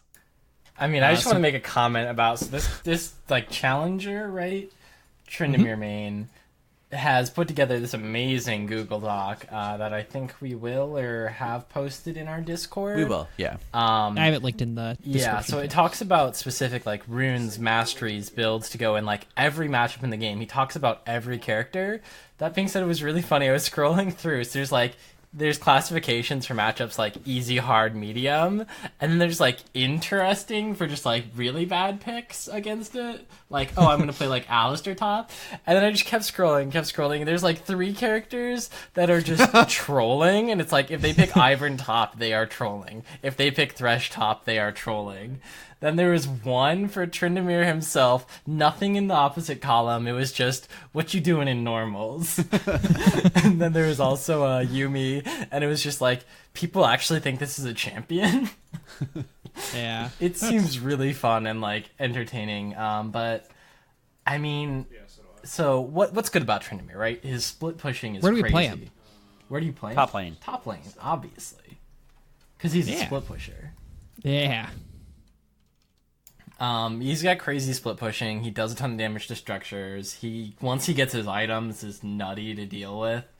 And there are very few characters in the game that outscale him, I'd say. Yeah. Can we find one that's like short enough to read, and like a common matchup to give an example of like what this is? Oh, yeah. For example, so like he has all the builds at the top. So if we actually look at a build, like let's talk about a build, right? So he has listed Lethal Tempo builds, Fleet Footwork builds, and Grass builds.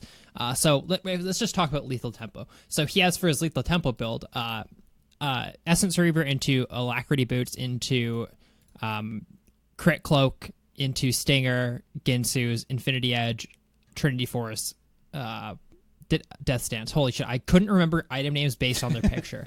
That's actually insane. But if you look at what's a regular lane? I was looking at Kennen. I think Kennen would be Kennen's a cool... interesting because Kennen's hard, right? Kennen is like range matchup usually don't do well as a melee Medium, character. according to him. Yeah, do you want to read through that really quick? Yeah, sure. So he says, do you want to read it, Colton? Yeah, sure. So Kennen, he puts as a medium matchup. He instructs... Oh, that's loud. Give me 1 sec. You can go ahead and do it, Nick. Moshi, Colton. Fleet Footwork. He recommends Fleet Footwork runes and build. Teleport plus Flash. Doran Shield start. And he says, Ken is a tough matchup early game, but with this setup, it's manageable. The reason we take Teleport is to survive early game so we can scale into our items. It's important to try and survive until we have the gold for our Tiamat and then TP back. Once we get Tiamat, we can look to take small trades with Kennen. A good Kennen will only allow you to get the spin damage plus Tiamat, but worse Kennens, you can get a spin plus auto attack plus Tiamat before they disengage with their stun. Kennen has no sustain in his kit, and with all the sustain in ours, we can take worse trades but still end up winning the sustain war in the end. Be careful not to trade below half HP because he can look to burst you and take away your ultimate, which takes away your kill pressure.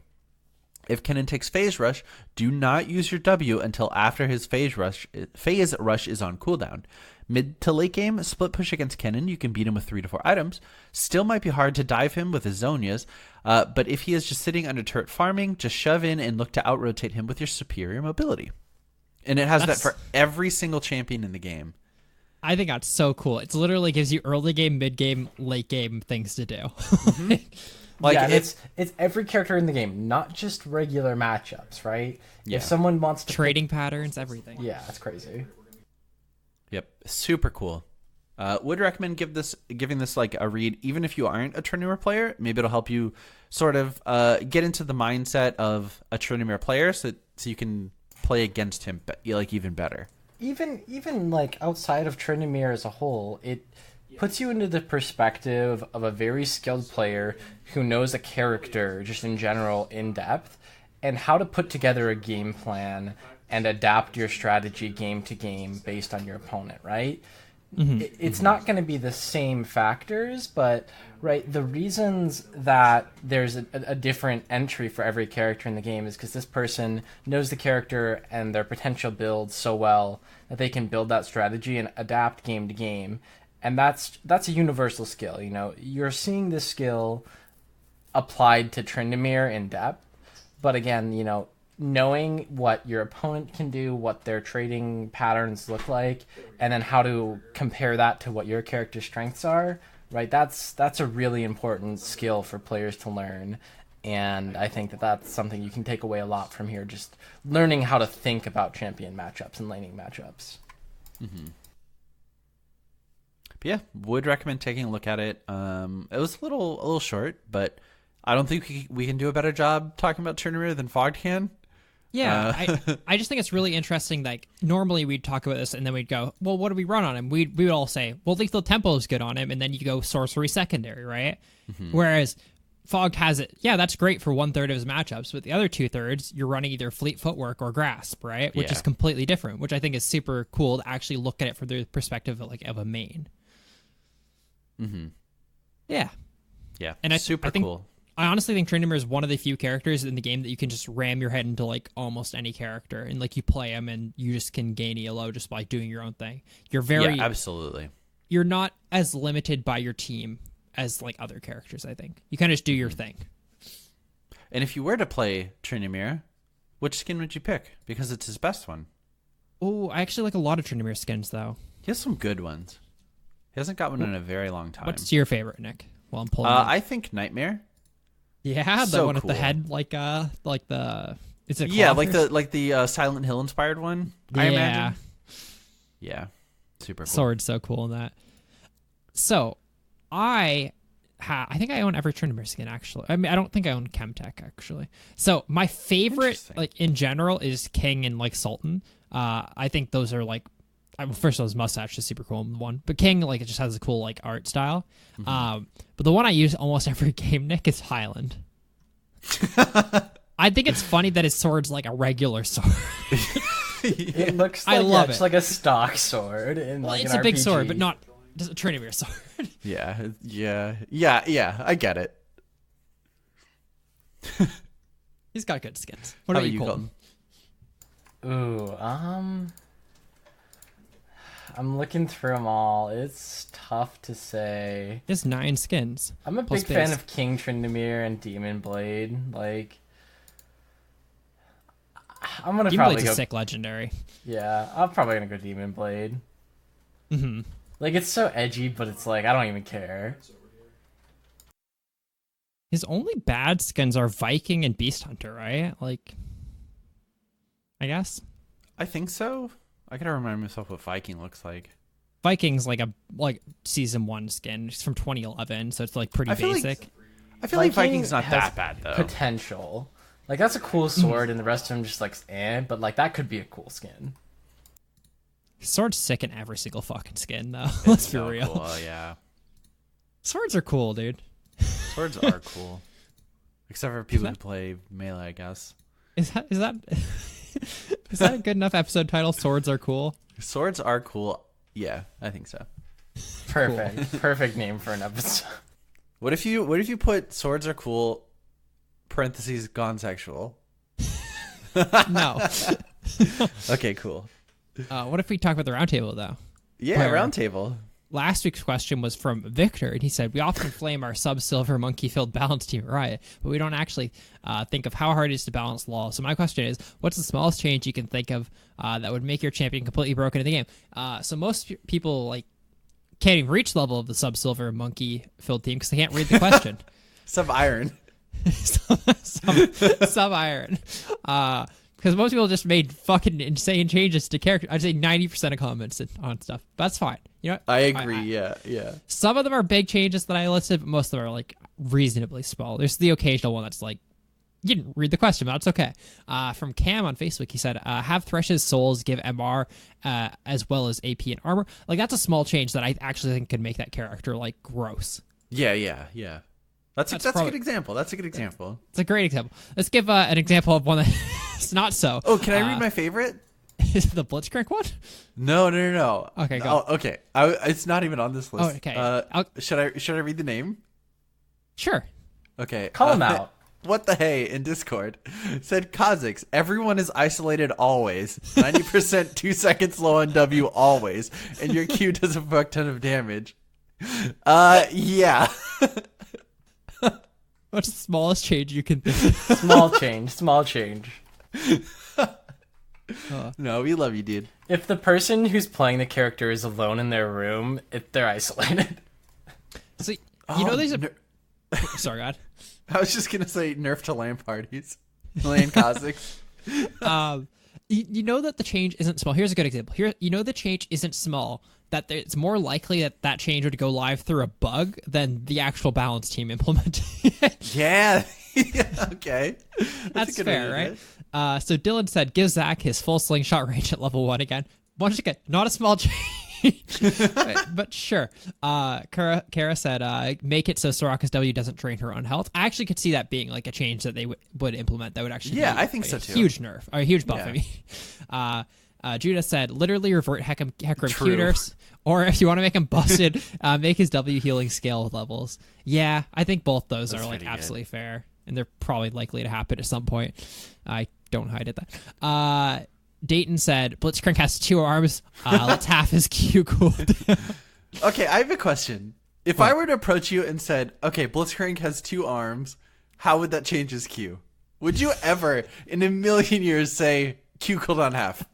No, I think You should do 2 hooks, right? 2 hooks. I think they should always go at the same time, though. Yeah, absolutely. Either that And or it's just like it randomly spawns out of one or the other arm. Yeah. That'd be fucked. What if it's like you know how you like cast like Lulu's Q and we're depending on where picks is, like, you have to like aim them with like that thing. That'd be good. Mika said NASA's Q resets on kill. Fourth shot Jin reloads the gun automatically. I actually think fourth shot reloading the gun automatically is like a small change that would be really, really strong. Yeah, that would be good. The other If one, it was like on champion kill. champion You kill would NASA's- be fine. You NASA's Q farm a wave like Irelia. It's gross. That'd be wild. This one's a favorite. It's my This is favorite. fucking grotesque, dude. Are you kidding me? Your comment was so funny because so Sam said 5 movement speed on Irelia, and Nick immediately commented, let me find it. Where is it? Fuck. I lost it. Right. Oh, here it is. 5 movement speed on Irelia. You go, what the fuck, dude? He said small change. He said, holy moly, I'm bad. I guess the job really is that hard. I thought it was That was really fun. funny. That was fun. Yeah. Guitar Guru said, okay, regardless of how busted to be in pro play, you can't say that Thresh being able to hook his own lantern wouldn't be Oh, awesome. that would be so sick. It would be really cool. What the Not, fuck? not a small change. That's the coolest idea. That would be so sick. Throw your lantern over the wall, hook yourself over. That'd be great. It would have to consume the lantern, Yeah. but I think that would be fine actually. Yeah. Like you're using 2 abilities as support to get mobility. That's fine, probably. Mm-hmm. That'd be cool. X Waleford said, I have 2 ideas for Katarina. 1, Q Dagger now bounces 4 times instead of 3, allowing for more reliable poke and no minion aggro, as you won't have to poke and jump. Won't have to point and click the enemy to guarantee damage. I think that's fair. And E, Shunpo can now jump to wards. Easier escape / engaging option. I miss it from old Katarina. Those are fair. Parton's Yeah, I Bay think said, that's fine. Yeah, Pardsbay said removing the visual effects when Pyke is near you during his W, or making the radius a lot smaller. They have repeatedly done my dude dirty. I blame G2. I could see them making it smaller and that being like a huge buff to the character. Yeah. And then last but not least, Matt6577 said keep current stats for Cho'Gath E, but make them toggle again. I kind of miss old Cho'Gath toggle. Yeah, I do too. But That's his new so one's way much better. damage. Yeah. It's so much damage. It'd be insane if it was a toggle. This week's roundtable question, though, is with the upcoming release of Eternals, or how you pronounce them? What are they? Eternals? Okay, that is right. Okay, I wasn't sure. Yeah, you got it. What champion specific stat would you like to see? I would like to see on Zillion how many times somebody got revived with my ult. Or, like, what percentage, really, right? Like, when you ult somebody, what's the percentage that they actually revived or that it just timed out? Okay. Alternatively, what's the percentage? What's the rate of survival with Zillion ult? Ooh. Like after That's they fair. get Yeah, out? like after they come back up, like, do they actually survive or just get killed Yeah, again? I think that'd be sick. That's cool. I Average can't number think of of- people caught in Orianna or Malphite ultimates. Alex White here. 1. Ooh, he doesn't even listen. That's not fun. That's I think I can't think of a lot, but like barrel chains for a GP would be cool. Ooh. I also think times your double shot as Lucian hit 2 separate targets would Yeah. be fun. It's not like, I don't know, skillful or anything. It would just be fun. Yeah, so the one I wanted, this is kind of like why I didn't like Eternals, like because I feel like a lot of the easy ones weren't met in like their current list of them. But for something like Draven, like max gold cashed in or total gold cashed in would be super super cool on the character. Like you're a Draven main, oh yeah, I have 150,000 gold total racked in. Yeah, that'd be cool. Oh yeah, that's like I'd love something like that. So if you want to tell us what champion specific statistic you would like to see, you can hit us up on our Facebook page at Leaguecast, come into our Discord and post in our roundtable section, or send us an email, mail@leaguecastpodcast.com. Awesome. Hell yeah. Cheese pick. Are we keeping it cool? JK, Keep it cool. it's going to be loud as fucking here for a few minutes, so you guys move on. We'll do that later. Hell yeah. Let's talk about LCS really quick. Yeah, LCS. So LEC standings, I did not see any LEC this weekend. I didn't I'll watch be any honest. games either. I just know G2 like fucked around a lot because As they should.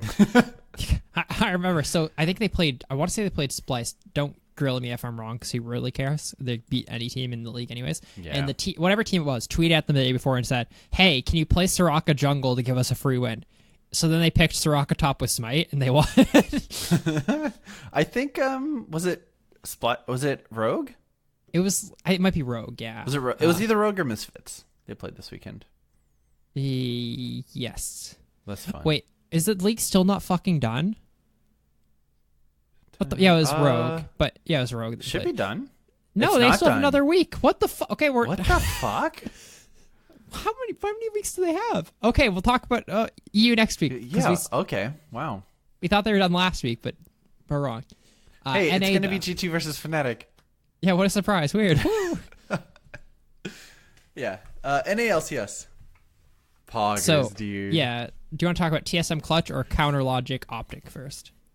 Either one brings me happiness. Let's do TSM Clutch first. Happen first. Let's.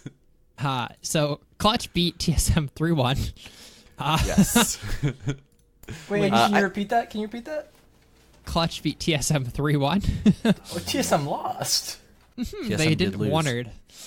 They did not wanted. They decided that 2 weeks after naming Acadian starting jungler, that they would go with someone who hasn't played with the team or on a professional stage before. You can't blame him either. Like he played like shit. He did not play well at all in any of the games, right? But Yeah. is it his fault that him playing with a team for a week, being thrown into a competitive level LCS game and then not doing well is his fault?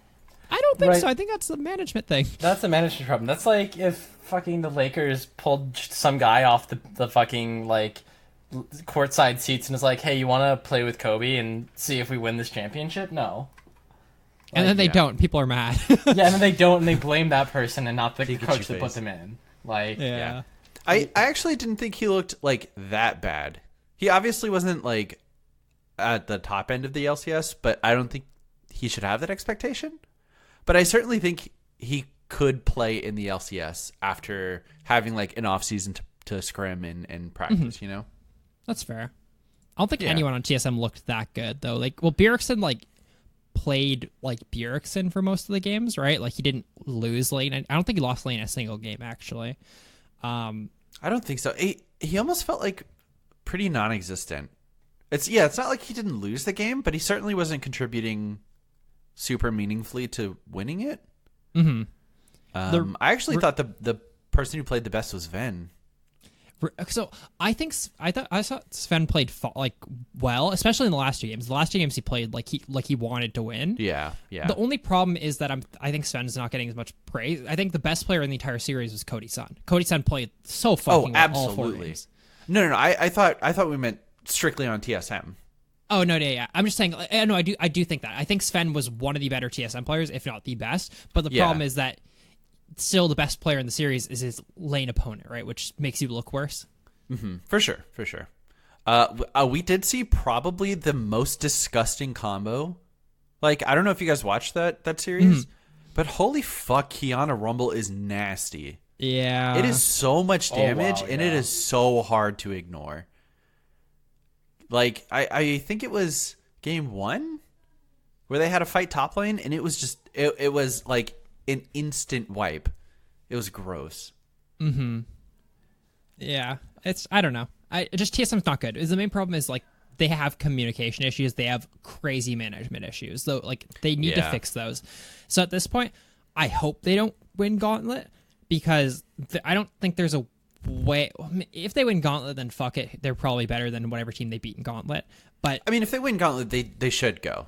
yeah, Like, it's hard to say that they shouldn't, but it just sucks that like a team that can go from being the best to like having these fucked management issues could go to Worlds, and then who knows, maybe their management's fucked again in 2 months' time, right? Which kind of scares me. Yeah. So I don't know. We'll see. I definitely think Clutch is a better team. I don't think Clutch is good enough to represent us at Worlds. Yeah. But they're definitely better than TSM at the moment by like a lot. Want to talk I about agree. CLG and Optic? Hell yeah, dude. I was so scared about this because the most CLG thing ever, right, would be for TSM to lose. And then for TSM, to lose. And then for CLG to lose. But so I was very impressed with CLG this series. I think, like, it certainly wasn't the cleanest thing, but I don't think it was as sloppy as it seemed to be kind of conveyed. I think like game 1 was like pretty rough. The first game was a disaster. Watch your mouth, dude. It was a fucking the first game was a 50-minute disaster, but they won. Yeah, Like being down 4 Barons, gold. Like, yeah, they hard smashed the next 2 though. Is the main thing, right? But like, that's the thing. Yeah. They played from behind extremely well in the first game. Let's put it that way. It's just that you should never be in a spot where you lose. The Optic had more Barons than they had kills that game. Yeah, and like, granted, in that situation, not good. Like throughout the series, like getting experience playing from behind, I think is a fine thing. I 100% believe they did not do that intentionally, and I don't want that to come across that way. They played their best, and they fucking got stomped for 45 minutes. But I think they did really well, like, in the face of adversity. They 100% should have lost that game. I think, like, you look at any machine learning and give it this game, and the statistic, like, the chance of victory probably is sub 1% at some point. Yeah. But I think showing that, like, determination to, like, okay, this is the 4th Baron they're getting. We can still win this, right? Yeah. I think that's good to show. And then to come back the next 2 games and just fucking clap them. Jesus. It wasn't even close the other 2 games. Like, No. Game 3, Biofrost had a point-and-click Morgana Q. That was dirty. Also, Morgana Caitlyn showing why it's still one of the best bot lanes after 10 years. Stixxay is like probably still the best Caitlyn, I think, in NA. Like, Oh, absolutely. he plays her at Absolutely. max range at all times. I Like think that- that like the thing he does better than anyone else is like he animation cancels the like laying of his traps, Yeah. which is sick. Like one thing I can't remember who I heard this from. It's probably from like someone like LS, probably it's or some analyst or something like that. But it was talking about how Caitlyn is looked at as a beginner AD carry because she's a long range character, really easy to lane with, right? But I forget who it was, but whoever it was said, no, she's one of the hardest characters to play because to play her at her highest level, you have to play her at that max range always, right? The reason you're playing her is because you're abusing her range, right? Just 100 more range than most AD carries, right? Yeah. So you always have to keep yourself within that 100 range gap of them to like play her properly. And being able to like do that throughout the entire laning phase or even the mid game, late game is what makes good AD carries better than bad AD carries. No, Which is yeah, really cool. I think like not only the range is important, but the compensation that other characters get for having short range. Like if you have short range, generally speaking, you have higher damage. So if you're as a Caitlyn allowing someone to get inside of that like trading range, you're probably going to lose that trade. So yeah, to see someone like pop off on it, super cool. Very excited. During the post-game interviews of the CLG series, it was announced that Team Liquid picked Clutch Gaming over like CLG to play in semis. Yeah, so Yeah. CLG plays Cloud9 and TL Yeah. plays Clutch. I'm How do you quite think? worried. Well, TL's going to beat Clutch no Yeah. matter what, like 3-0 pretty easily. What do you think about sorry, I keep saying TSM. What do you think about CLG Cloud9? I think it's going to be 3-2. I do think Cloud9 is going to win. Yeah. But I think it'll be close. I think they match up pretty well, like on paper. I just think that like Cloud9's a better team. I But think we'll see. Cloud9 probably I think Niski's probably slightly better than Power of Evil. I think Power of Evil is just like a very solid player, not like a playmaker. Yeah. Just kind of does his thing and does it well. I actually think CLG's bottom lane is better than Sneaky. I think so too. I think so too. What do you think about top jungle though? I think Ruin is like probably the most underrated player in the league. I agree. He very rarely has games where he does poorly. He has some games where it's real hard, but other than But those, he's like, yeah, I mean, but even then, it's still like, oh, he's drawing pressure, you know, And they it's win a those lot games. of pressure. yeah. But like, we saw that Camille. Who was it against? Where he just fucking danced around like four Yeah. people, got the solo kill, and walked out. I just always think about a Singe game where he just fucking Yeah, So like, it's like there's this meme about CLG where CLG can't win the game until Rune has died solo once, yeah. and it can't be disproven. So I think Licorice, even though I think Ruin's really good, I think he's super underrated. I think Licorice is at least more consistent than Ruin. I think Ruin I has think so more too. carry potential. And as I'm probably one of the biggest Wiggly fanboys. I think he's fucking crazy good. But I think Sven is top Skaran- two.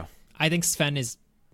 If Smithy wasn't in the fucking league, man, Sven Skaran's Yeah. best jungler. 100%. Yeah. I'm not going to disagree against that. Not going Yeah. to disagree. That's what scares me, right? Like, I think Niski is more proactive than Power of Evil, and I think they have a jungler who will enable their team better than Wiggly. But we'll see. Yeah, it's going to be like if C9 can play around the top side better than CLG can play around the bot side, I think. Did you watch Thorin's video about Coach's split? No. You know who he's giving Coach the split to? Like, he believes? Weldon? Yeah. Ooh. Which I think is fair. Like, I think that's a fucking, I agree. like, taking what they made one roster change. They changed Darshan for Ruin, yeah. Ruin, and they took the team from being a bottom 4 team to potentially, well, definitely a top 3 team, I would say. Yeah. Definitely a top three team, like, skill-wise at the moment. Mm-hmm. But yeah, no, super cool. And Yeah. I've been, like, I've been kind of living in the TSM subreddit recently. 'Cause their tiers give me life, and it's fucking great. I saw the best comment. It was like, oh, this past few weeks have been very humbling as a TSM fan. I joined, and I haven't really experienced a loss yet, so this is, like, kind of hard for me. I'm like, fuck you, dude. Fuck you. I'm not going to give out their name, but I memorized it. But like I saw comments from Weldon where he was like I think someone posed a question of like, it was when they announced that Spica would be the starting jungler for the Gauntlet.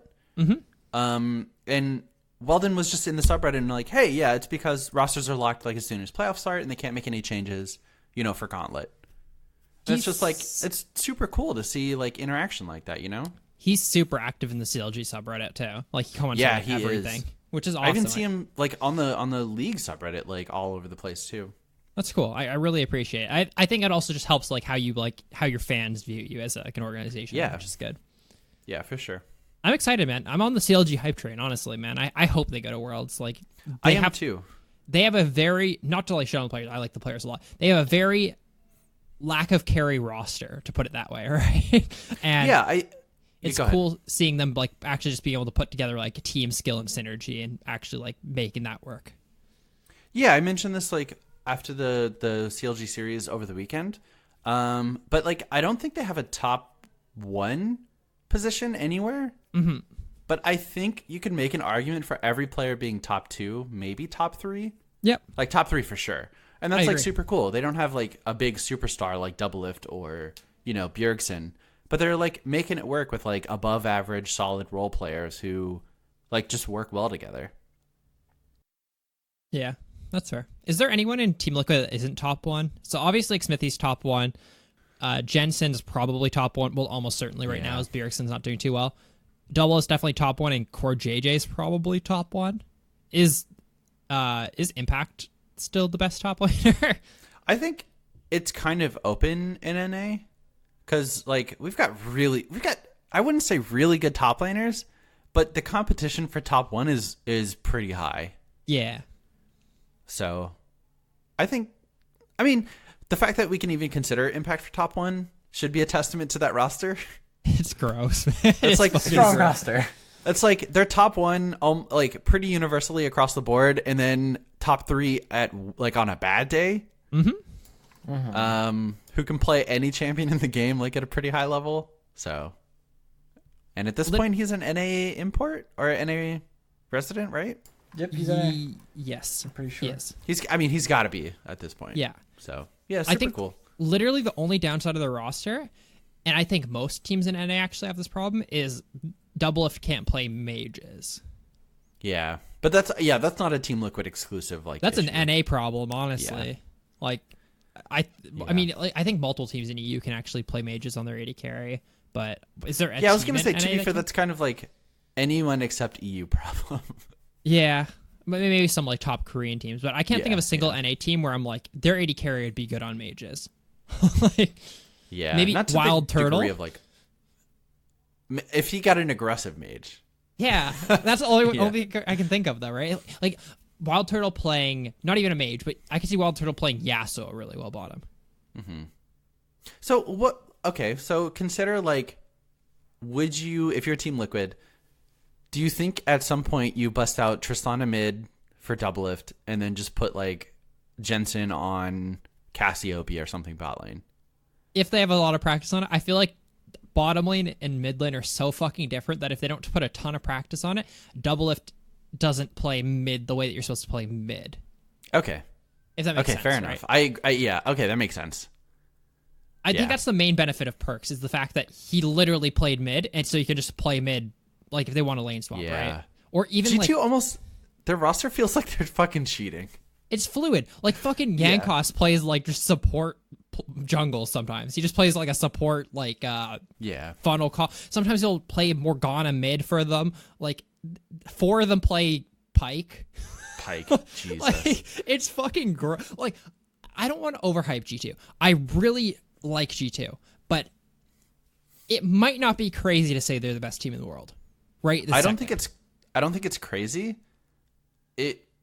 I think Best of Vibes will be very telling as to whether the team is legit or not.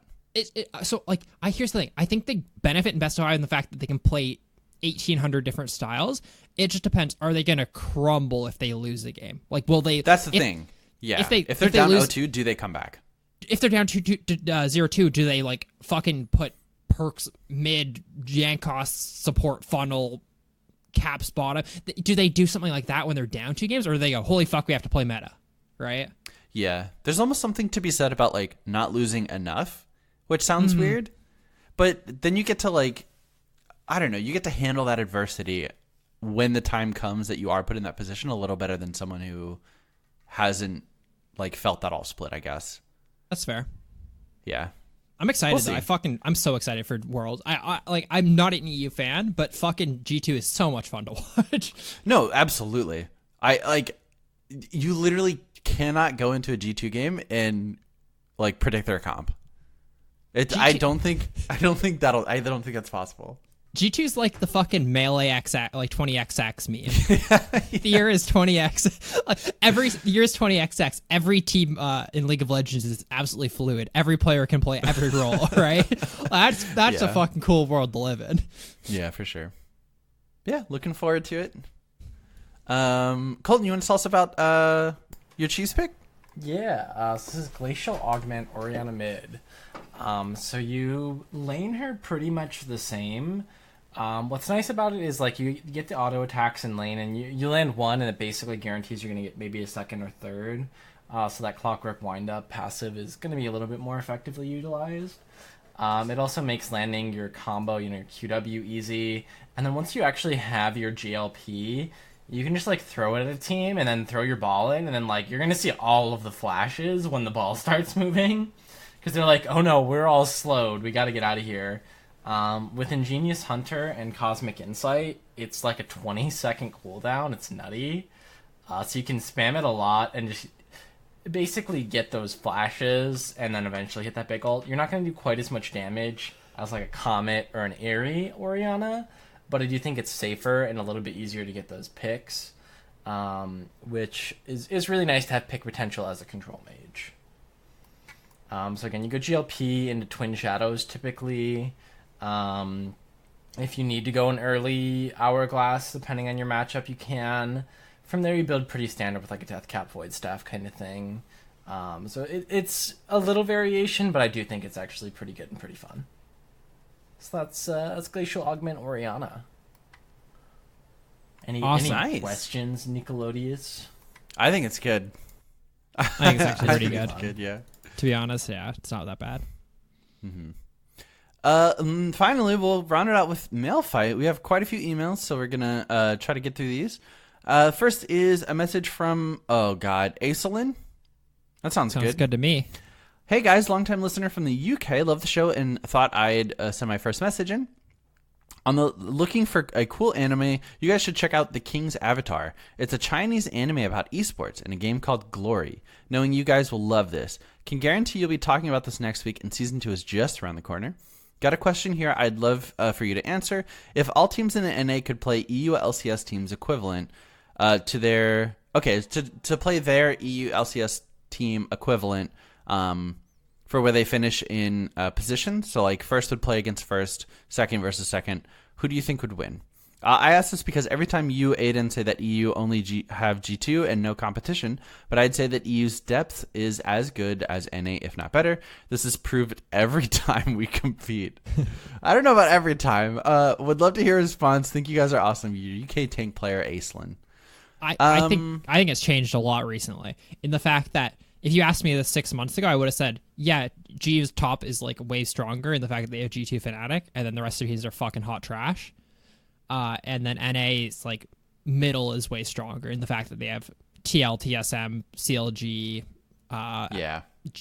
Golden Guardians is even decent, Clutch, Optic, right? They have all these teams that are like pretty solid teams, right?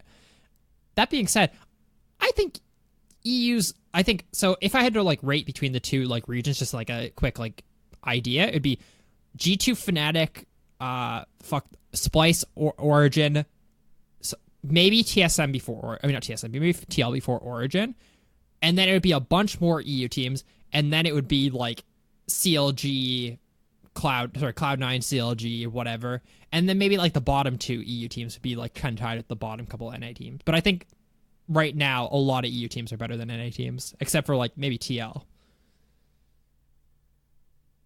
Yeah, I think so too. It's hard to tell though, man. It's honestly really hard to tell. Like, I'm leaning towards, I think, EU being stronger than NA right now as just like an overall picture. But definitely at the tippy top. Like, best EU team is better than best NA team. I'd say on average, EU teams are probably better. That being said, that picture is hard to really dial in on and is constantly changing. Yeah. But yeah, thank you for the email and the question and the recommendation, Aislinn. Hell yeah. All right, up next is an email from Waslick. What's going on, my dudes? How's it hanging, fellas? Left or right? Don't answer this unless you're Aiden. Aiden? yikes. Anyways, I've been listening to your podcast for about 3 months now. Actually, I've been listening to podcasts in general for 3 months. Love your guys' podcast the most. Thanks for doing what you do. Quick possible future roundtable. Do you want me to read the... Do you want... I'll put it in the vault. Yeah. Yeah, we'll put it in the Lock vault. it up. You can still read it for people to like ponder if you'd like. Okay, what item do you wish you could bring back? Also, what role do you think that you have the most skins in? Those are 2 good questions. After all of that, I have a favor to ask of you. I know Aiden already knows what I'm going to ask because I messaged you guys a few times on Facebook, and he said to just send an email. So I started preseason, season 5, and finished that season gold 3. And then the next few seasons I finished plat, and from there I plateaued. Every season from then on I've gotten plat, and that's it. I've reached diamond promos twice, but lost. So if you can, look at my OPGG. He links his summoner name, and let us know what you think. Put me on blast. Do what you need to do to give me some dank knowledge. I'm sure that my CSing and lane pressure are the 2 top things that I need to work on, but besides that, what else should I do to get over the hill? Thanks again. Sorry it was a long email. Feel free to skip whatever you want in order to make it shorter. And again, I appreciate any feedback. 5 out of 5 stars. Hey, bud. Sorry for forgetting your email last week. I don't know why. So, I mean, you've already identified 2 things that you need to work on, and I'd say, like, being aware of that and actually doing something about it is going to be huge in seeing yourself improve. If you can still see in yourself areas where you have like deficiencies in your play, you gotta work on those. Now, CSing, that's just takes some time in like a practice game and work on it. Lane pressure is a more complicated issue to tackle. Aside from that, let me pull up your op.gg and see if I can glean anything. Nick, do you have anything while I'm doing that? Yeah, play Urgot. Mission accomplished. You're playing a bunch of other champions. Like, your win rate's good on them, but you clearly are most experienced with Urgot. Your win rate is 57%, which is kind of wild. Your KDA is, like, pretty decent. Could be better. Could be worse. But, yeah, play Urgot. You're good at him. I think that's like...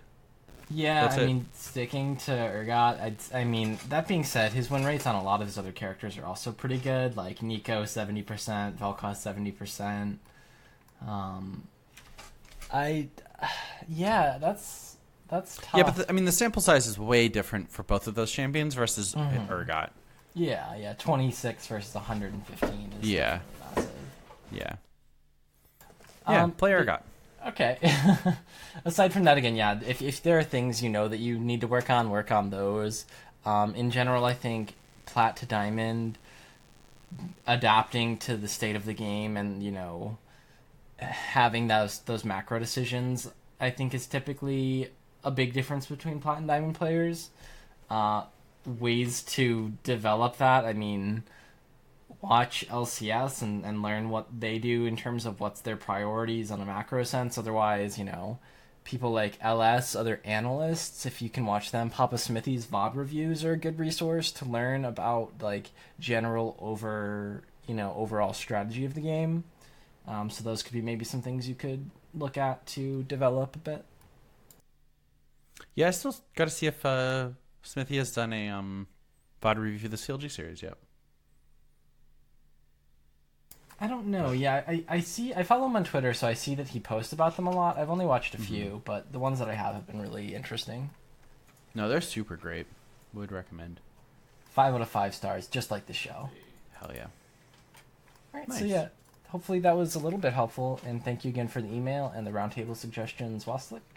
And good luck in your climb, my friend. Yeah. Next is from our very own Fried Waffle Sloth, who... Is he still here? Sloth. He's in the channel. He's we'll still find here, out. boys. He's been here the whole time. Shout out to my boy Sloth. Hey guys, Fried Waffle Sloth here. I've been a listener for a while now, and I love the podcast. I do a lot of work outside for my job, and your podcast helps me get through the long, hot days under the sun. I have a couple of thoughts for item changes or a possible champ idea. On one of your episodes, you talked a bit about how to update Ohmwrecker so it could be a viable item. What if Riot decided to fuse ZZ Rot with Ohmwrecker? Ooh.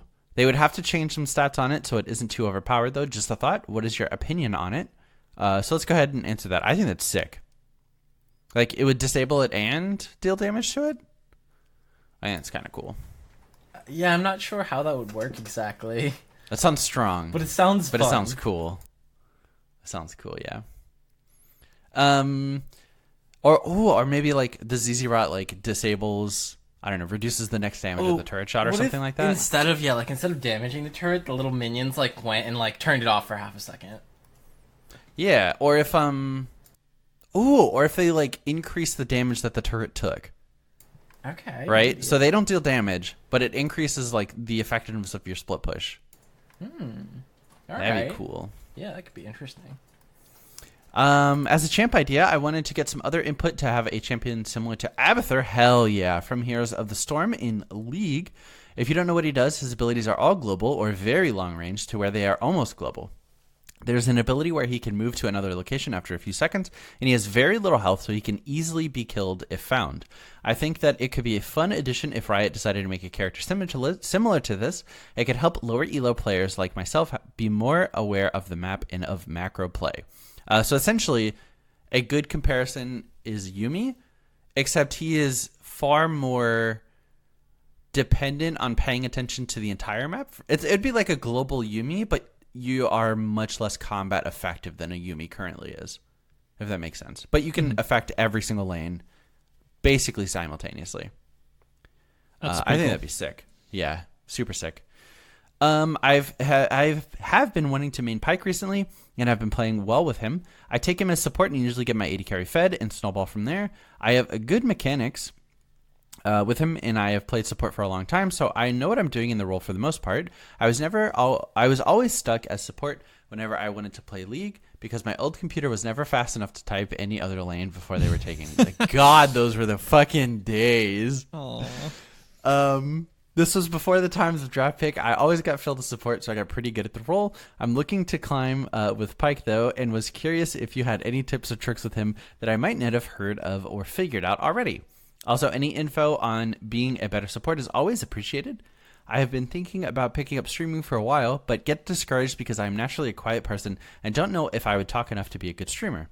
I want to stream and teach the basics for those that might not know much about League and would like to learn basics and mechanics of different champions. I've thought about doing a duo with a friend so we could both talk and I don't have to fill all the time. I rarely play with people I don't know because of being quiet as well. Do you have any tips on being a good streamer? Have you yeah, okay. So that's kind of it. It's tough. It's a lot easier to be a streamer if you have people willing to participate. Yeah, I was gonna say, like, it's a lot easier to talk if you have someone to talk to. It's tough when you have, like, either, like, no viewers at all or viewers that aren't gonna engage in chat. Because you're talking into the void, which is more difficult, and I think harder to be entertaining. It's really easy to engage someone that you're having a conversation with, but it's hard to engage people that are just passively listening, or it's more difficult. That being said, I mean, explaining what you're doing and why is always a good way to kind of fill some of that silence. I think, honestly, having a nice playlist will be helpful for that, even if you don't talk a lot. If your music is good, people will stick around. So those are some things that I would recommend being a mediocre streamer myself. Well, Colton has a sub button, so Most importantly, though, stream because Yeah. you want to stream. Don't stream because you feel like you should. You know what I mean? Like, Yeah. If you Yeah. don't want it, like you should want to. If you want to stream, then stream. Then if you don't have any viewers, I mean, just keep streaming if you want to stream, right? Stream because you want to. Yeah, 100%. Like, tune into any stream, like, and you can tell, like, oh, I'm watching, this person stream. It's very obvious they don't want to stream. I'm like that takes away, at least for me, my enjoyment of the streaming is like, if the streamer doesn't want to stream, it's gonna come across, and that's not very good. Like a good place to be at. I'm not explaining this very well. No, it's whole people can tell if you don't want to stream, and that's not a good thing. And it's weird to say don't stream because you like want to make it big, because obviously, unless you're just streaming for friends, the whole point of streaming is that you want to kind of grow your stream. Of course, that's important. But that being said, you shouldn't be upset, or you streaming shouldn't be fully dependent on the fact that you don't have, like, you have viewers or not. You know what I mean? Like, you don't just make a YouTube channel then go, well, this fucking sucks making videos because they only get 3 views. Like, that's not how that works, right? You have to enjoy doing what you're doing for it to actually work out. Yeah, the internet's kind of this weird place where you can be good and not get noticed, because there's some element of luck to kind of making it on the internet, I think. I feel like music's huge for that. Oh, absolutely. How many like thousands of hours of, like, even just decent music is uploaded that no one ever listens to? I'm sure there's so many fucking talented people out there that could, like, be way more, like, they're way more talented than, like, per certain, like, large artists, right? But just absolutely didn't market themselves, didn't get lucky, whatever, right? Yeah, I think good, like, if you have if you have the best, like, mechanic shop in town, people will come. Mm-hmm. Like, it's gonna take some time, but, like, if you have the best, like, Call of Duty stream, you could still not make it because someone, like, didn't happen to click on your stream versus someone else's. Yeah, like, it's unlucky sometimes, but, like, do it because you love it, find your niche. If you are self-deprecating, title your stream, hey, I'm a dog shit iron player or something, come make fun of me. Like, I don't know, something like that. There's people who want to watch streams. Is the reality, right? Like, our friend Alex is streaming. My favorite thing is our favorite Alex is streaming. Like, he's just streaming for us for the most part. He's streaming Skyrim one day, and some guy who obviously, like, just goes around and watches Skyrim streams came into his stream, was, like, just hanging out with him. And it's like, that's cool, right? Like, the fact that he clicked on his stream, they obviously have a similar interest. Like, there's people who want to watch streams, just be there to provide it, and you'll get viewers. Yeah, there was so I guess, like, wrapping this up. That same person, he was streaming, setting up, like, coming up with a Path of Exile build for the upcoming league. Mm-hmm. Who the fuck wants to watch that, right? Yeah. But there was a guy who came in and was like, "Hey, this is like, this is super cool. Like, I'm thinking about doing this too. Oh, you guys should check out this. Actually made our builds a little bit better by, like, suggestions." But that's not something that, like, there's no market for people who want to watch that, Yeah, I know. But there is. That's the crazy thing. Mm-hmm. So, yeah, just do it because you enjoy it. Eventually it'll work out, or it won't, Mm-hmm. Not doing it is not going to let it work. Yeah. So, finally, he says, oh, no, not finally. Have you guys thought about doing a TFT tournament sometime? I think it could be a lot of fun for your followers of the show, and should be a pretty easy thing to set up. Just an idea that I wanted to throw out there. Yeah, Colton. Yeah, they've been telling me to set that up for a bit. It's in the TFT works. comes out. Hey, Colton. Hey, but it's going to be a little bit delayed because of the move. Yeah, there's a small delay because of the move, but maybe we'll do a TFT tournament at some point. It's gonna happen. It will happen soon. TM soon. The dream is they add a spectate mode to it. Yeah. Because if not, then you have to, like, do things like make top 8, top 7 actually. So Colton can just sit in there and just int. And then the screen's gray after for, like, the rest of the stream. So, like, there's, like, weird things like that. Plus, also that affects things like win streaking and loss streaking. Like, you can't actually count on a loss streak if somebody's not playing. Yeah, that's true. Yeah, so, like, who knows? But I think we'll definitely do it if they add a streamer mode. I think it's a little bit weird right now because you can't stream it. There would just be, like, a fun thing that wouldn't be streamed, which maybe is fine. Maybe that's all we want, right? Yeah. Either that or it would have to be like a recording that we either voice over or one of us is playing in. Yeah, I think it's either we don't stream it and we just, like, it's just a fun tournament, or we wait till there's a spectate. I think those are options. So. For a cheese pick, I thought of doing with a friend. We were thinking about Mundo Sai on bot lane. You'd have so much CC that they can't move, and health to where you can just keep tower diving for days. It's something that I've wanted to try out. I've done a Scion Cho'Gath bot lane. Jesus. That worked so well that it was disgusting. Finally, if all of this isn't enough content for you to talk about, I had the thought and wanted to know each of your favorite pro players of all time and from what season. Thanks again for doing the podcast. It's a great show, and I really enjoy listening to it. Keep up the good work. Sorry for the long email. Fried Waffle Sloth. Hey, thanks for the email, Sloth. Can we try to guess each other's? That seems more fun than just saying it. Ah, fuck.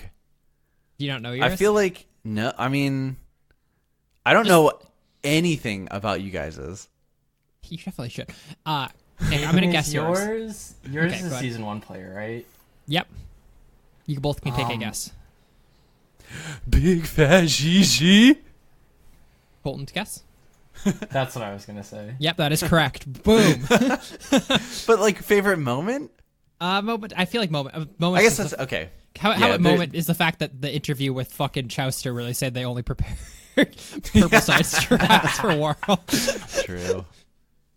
True. Nick, I'm gonna say so. I know Nick's is between two players. I'm gonna go with Chowster though. Colton, guess. Did you pick Nick's favorite pro Yeah. of all time? I don't know. I'm thinking Nick might be like a double lift boy. I don't know if I have a definitive favorite, but if I gun to my head, I'd say double lift. Oh, Favorite moment, Jinx Sorry. Penta over TSM. What about the Lucian fucking? Because he was on TSM, so you like it less. But the TSM play versus Cloud9. Oh no, that was sick. That was super sick. But I do like it less because he was on TSM. I was there live, Nick. That's probably the coolest thing I've ever seen League of Legends was. I'm sure it was loud as fuck. It was so fucking cool, dude. Yeah. It came out of nowhere. Like he got the double, nothing, triple, pentakill. Yeah. Yeah. I thought you were gonna say Kobe though. Oh. I don't remember. You don't remember watching like any of his CLG? plays. Okay. Yeah, that was so long ago. That was a long time ago in a I galaxy. mean, favorite caster, Kobe, 1,000,000,000% faithful to how shall be rewarded. I never doubted. Colton, I feel Alright, like is you guys hard is- to guess. Yeah. So I have a weird one, and then I have like a more likely one that I don't think's right. Okay. My unlikely one that I think isn't right is just saying Faker. I want to fair. actually say is Alex Ish. Ooh, that's a good guess. I'm gonna say hi. Mid lane Kazakhs? That's why I also said it. Mid lane Kazakhs. He got the pent. Fucking Alex Ish got the pent on. You guys are both wrong. Aiden, you were definitely closer. Bengi. Mm-hmm. Okay, Oh, that's fair. yeah. That I'm makes a sense. big fan of Bengi, and then second would probably be Genja. Yeah. I'm Lord. Fucking The playing Time Essence Lord. Reaver Ash 4 seasons before it was good. Yeah, it's Was and it even Trinity like Force even Kog'Maw? right.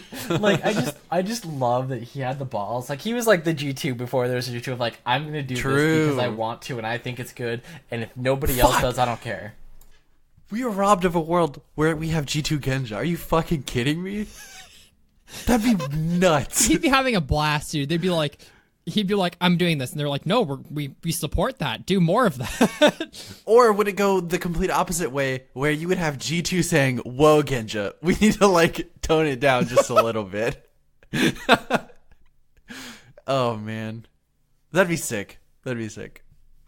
Cool. That Thanks was for a the good email. email. Thank you, Sloth. Yeah, thank you. Next email is from De Cruz. In regards to the gent Calvin who had the crashing PC, it sounds like a driver conflict. He needs to update his drivers. I would also use the repair tool in the client. If neither of those things fix the issue, check any recently downloaded programs that might correlate with when you started having issues. That's a good recommendation. Malware bites, he also recommends is just to kind of clean up the PC, defragging hard drive, a lot of things we kind of talked about. And yeah, so I think, I had mentioned I think it could be drivers, it could be, a lot of things, but thank you again to Cruz for supporting that. And hopefully, Kelvin, you have resolved it by now or have some good options to get started on. What if it crashed and you can't email us in? Ooh. Oh, fuck. Look at us sad. fucking doing tech support, too. Hell yeah. Put that in the show tags. Put that in the Patreon. League of shit. Legends, comedy, tech support. Thanks to Cruz.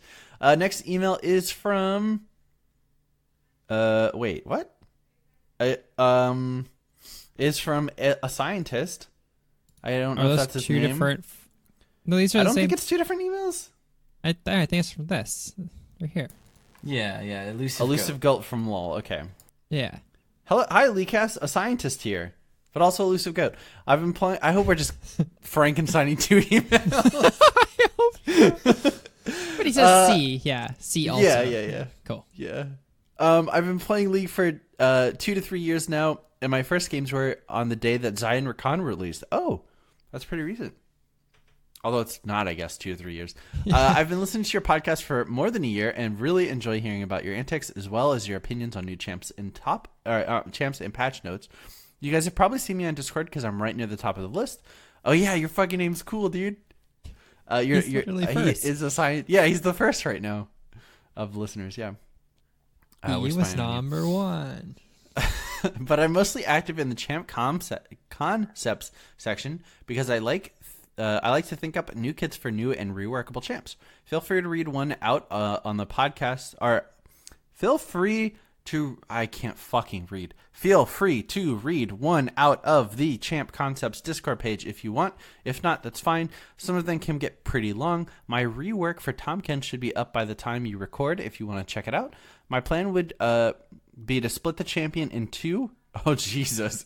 In order to get him to a place that's balanceable, making his support and top/jungle builds separate characters. Even if you don't read them out loud, I would love some feedback from the Tom mains, yourself included. If you had like an read edit evolution. while we're doing this? I'm reading it. you had It's to fucking evolve. weird. It's fucking cool. though. Yeah? Yeah. Fucking Mr. Grin. Tom's husk was left without the cunning demon inside. However, without the sly and collected Dementor, a dangerous curiosity took its place, only enhancing his ravenous hunger. So he has two forms. What the fuck? I think he says it's two separate champions. Okay, so they're two... Wait. Let's split his So, name. like, let's see. Tom Kench is like the... Oh, this is fucking weird. I was It's- trying to describe it, but, like, it's weird. Huh. It's fucking cool though. I'm like reading through something isn't that good of an idea for a podcast, but I like the idea. Yeah. Though. It's fucking interesting. Yeah, definitely take a look at it. Definitely take Yeah. a look at it. It's the most recent one, and it's fucking weird. I love the idea of, like, Mr. Grin. Yeah. That's scary, dude. And for my question, also, is it strange that the only champ that I get good CS scores with consistently is Shen? I really like playing him, but he's a good counter pick and not a good blind pick, especially in my low elo, where I can't trust my teammates. I apologize. It's getting quite late here, my dudes. Enough to use my ult to its full potential. Is there another top laner you would recommend I try instead? Thanks again, Sai. Also, Elusive Goat from LoL. It is kind of weird that you get good CS on Shen. But if it works, like, don't fix it. So can I you theorize why that is? You get pushed Sure. off CS way less on Shen, I think. Because you're a beefy dude that gets a shield and gets a thing where you can't be damaged, and then you trade really hard when you use your abilities. Yeah, so you get to shrug off a little bit of the damage that would normally, like, add up and push you out of the lane. Interesting. He does have, like, a pretty short CS helper as well with his Q. Yeah. I think at, like, rank 3, you can pretty much use it all the time for CSing at least. But interesting. Otherwise, I mean, if you like playing big beefy boys, try Sion. I was gonna say Fucking I think Sion real also does it. easy to last hit on him, dude. And once again, he has stuff to shrug off damage, right? You still take probably take more damage on Sion than you Shen, but still, you really easy to CS on. You have a shield to, like, trade back. If someone goes on, you have a huge Q to, like, knock them up and trade harder back. It's good. Yeah. Cool. Yeah, thanks, scientist. All right, next email here is from. There we go. Ronald McDonald. Hey guys. I'm disappointed it wasn't Ronald McDonald. Ronald McDonald. That'd be pretty good. Hey guys, hope everything is well. This is my second time emailing you and wanted to give you an update on my rank climb. Before this season, I was hard stuck gold 5, and earlier this year, I made the climb to plat 4. Congratulations. For a while, I was hard stuck plat 4, not being able to climb. Recently, I've been picking Hecarim jungle, and for some reason, I've been doing very well since. I composited most of my games, have climbed to plat 3 fairly quickly, and I'm close to my plat 2 promos.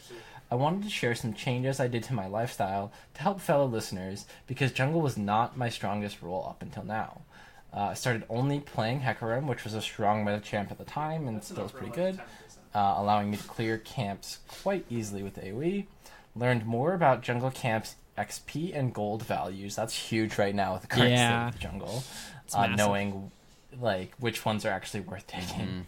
My eyes now live on the mini map while clearing camps, gives me an idea of where the lanes are at. And I switched to red trinket earlier and buy multiple control wards almost every back. Thanks for the quality podcast every week, guys. Keep up the good work. Your friend, Ronald McDonald. I think switching to red trinket, super good. I do it on basically every single champion I play. I think pink wards for jungling is actually like a massive thing.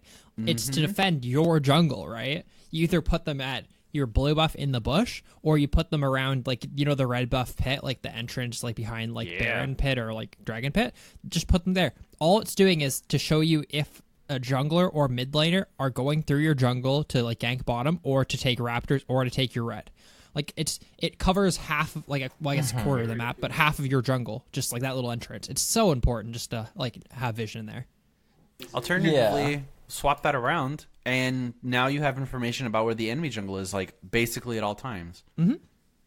I think another great thing about it is it's almost like purchasing a counter gank. You can look at it like that. Of One counter gank, please. No, but like you purchase it, and you put it out there, and it's like, instead of me having to be there to save them, because I put this early deep control ward, I stopped one gank from happening for 75 gold, as opposed to losing your team 600 gold. Let's say if they got a double kill. Yeah, or Actually you get more to than use it that. on like strong neutral objectives. I spent 75 gold to get all of us a mountain dragon. You know. So that's huge, and those are definitely good steps you're taking. It seems like you're climbing very quickly, so keep it up. Hecarim, I'm also a player of the Hecarim, fun champion, very fun. Hell yeah, keep it up, Ronald McDonald. Next email. Oh, and by the way, Colton, he sent you a personal message. I did see that. I will be reaching out to you, Ronald. Yeah. Not something we want to read on the show, but just a receipt of acknowledgement. Yeah. Thank you. Next email is from Dave, aka Afraid Rope. Hey guys, I just downloaded your podcast last month, and I'm really enjoying the content. I got back into League back in December after recovering my account that got banned during Season 6. I totally deserved the ban, by the way. I won't get into it, but I was BMing hard. You fucking had the Dabby Penguin before anyone else. Jesus, dude. Could you imagine traveling back to 2010 and having the fucking... Oh my... You'd be a god. Just before you continue with that email, from like what I understand, it sounds like you used Riot's recovering thing that they like were doing like a couple months ago. I've never heard of someone like actually doing that and it working yet. That's fucking cool. I think that's such a great feature. I think that if you were banned in like 2013 to 2016 or 2016 from the beginning of the game, fuck it, have another chance. You know what I mean? Like, yeah, people have like if you were 13 then, right? If you're banned season 1 for being like for example, my cousin has an account banned from season 2, right? That being said, season 2 was 7 years ago, and he was what, like 14 or something like that? Yeah. Like, yeah, I think it's a good feature. I'm glad that they're actually doing it. That's cool. Agreed. Anyway, I found your podcast as well as the essence of our podcast and listened to them once. Promptly deleted them from my library. You guys have helped give me information that's relevant to helping my climb so much better than other podcasts. I'm currently in Bronze 1. I main jungle, AD carry, and top lane. I get out of iron by spamming Shyvana, even though she's like C tier at best. I enjoy playing Caitlyn, Warwick, and Garen, as well as some Rammus and Pantheon. Any tips to making that climb and dealing with garbage teammates who flame you when you don't follow up on their stupid dives or doomed fights? My summoner name is Afraid Rope. It's a stupid play off a Afraid Not joke that my friend told wrong. I don't understand it. Anyway, sorry for the long email. Looking forward to your answers. Bench the Kench forever. Dave. GG Dave. A quick look at your OPGG. Hey, play a fucking Shyvana, dude. You've won 63% of your 41 games this wild. Keep playing her. What are you doing? Hey, Nick. Okay, what's up? So a string walks into a bar with a few friends and orders a beer. The bartender says, I'm sorry, but we don't serve strings here. The string goes back to his table. He ties himself in a loop, messes up the top of his hair, walks back up to the bar and orders beer. The bartender squints and says, hey, aren't you a string? He says, nope, I'm afraid not. Nice. Or in this case, nope, I'm Afraid Rope. There you go. I like that one better. Hey, yeah, play Shyvana. Keep playing Caitlyn. Maybe more Garen. I mean, if you like playing specific champions, play them. But if you're looking to climb, stick with probably Shyvana, Caitlyn, Garen, I would say. Mm-hmm. I'd say another really good way to climb is you go to patreon.com and you search League Chat. And the more dollars you give us, the higher your elo will climb. It's guaranteed. But, like, for real, though, I think, like, he played one game of Mordekaiser and didn't do too well on it because he died 15 times. I think you play a couple more Mordekaiser games. I feel like at lower ELOs in the game, characters where you just brawl people are so strong. Like, you're doing it right, picking Garen, Pantheon, whatever. Mordekaiser's one of those characters, and he's really good at it because he just steals all their stats, and then you just kill them no matter what. For sure. Yeah, thanks for your email. Dave? Thank you. Up next, we have an email from Andrew. First off, love you guys. Typing on my phone, so pardon any spelling or grammar. Question 1, or point 1. Why does League matchmaking suck? I'm barely Iron 2 being matched with Bronze 1, Silver 4 players in ranked, and then I get destroyed. There's no counterplay, no champion balancing that can cover from being placed in a game I don't belong in. I can't handle the sheer matchmaking incompetence. Make it so only like medals are matched together, with one exception. Promo games are matched at the higher rank. Don't see how this is difficult to implement. Matchmaking is a little questionable sometimes. I see you there. Point 2. When will this god-awful meta go away? Only early game matters, period. There is zero benefits to picking tanks, or scaling champs, or non-damage supports. My games are decided win or lost in 10 minutes or less. One mistake starts the snowball, and it's GG 15 minutes later. I hear people say that this is the best state the game has ever been. Do you believe this is true? I have many more thoughts, but I'll wait until I'm on a real keyboard. Until then, take care, fellows. Andrew. Yeah. Like, it's kind of nice because you can play basically any champion and have a shot at winning. I think more so like in the past few years rather than like earlier. But it does kind of feel bad having the game like snowball so hard in such a short period of time. And yeah, matchmaking does kind of suck. But you got to imagine that like there aren't very many Iron 2 players. So like your queue time is probably longer than if it were like in Silver. So you're being matched with like better players or worse players. Yeah. But as you get better at the game, like you'll start being matched more narrowly and probably get better queue times as well. Yeah, it's tough. I mean, it happens, but I think in general matchmaking is pretty good. It's just you don't ever remember, oh, everyone in this game was Iron 2. That's great. You remember, oh, wait, for some reason there was a Silver 4 in my, Iron game. But yeah, it's tough. As for current meta, I think, yeah. I mean, everything's pretty playable right now, and there's a lot of weird shit going on. In terms of only early game mattering, early game is super important right now, and that I'd like to see maybe shifted a bit. But I think overall game balance is a pretty good spot. Yeah, fair enough. Thank you, email. Jesus. Thank you, Andrew. Hello. Next Andrew is from email. Next email is from Dev. This has been a fucking long show. Let me tell you what. I'm just tired. But we still got 2 more emails that I'm fucking excited for. Mostly because I can't say something that this email sent in. So that doesn't happen often. Our next email is from Devin. Hey guys, wanted to hit you up with a few responses to your episode from a couple weeks ago. First of all, Patreon content. I think you guys are right that your listeners would be most interested in it being League of Legends related. I understand where this is difficult due to you guys' thing being free league content, but I think it would be pretty worth to come up with more content behind like a paywall, like review or coaching.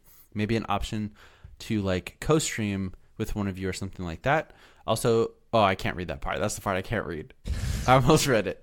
It references Essence in a negative way. We don't. Yeah. We don't appreciate that here. Hey guys, this is an announcement. Friendly bants are friendly, but only we can shit talk other people. Yeah, we can't do that. We can't do it that weekly. Let's put it that way. We can't. Like every once in a while, you can get like a little jab in, But if you're shitting on someone who like is putting out something that they enjoy doing, that's not okay. Not all the time, Yeah. But We yeah, love thanks, all Devin. league content creators. Yeah. We're still trying to figure out the whole Patreon thing. At the moment, I don't think. Okay.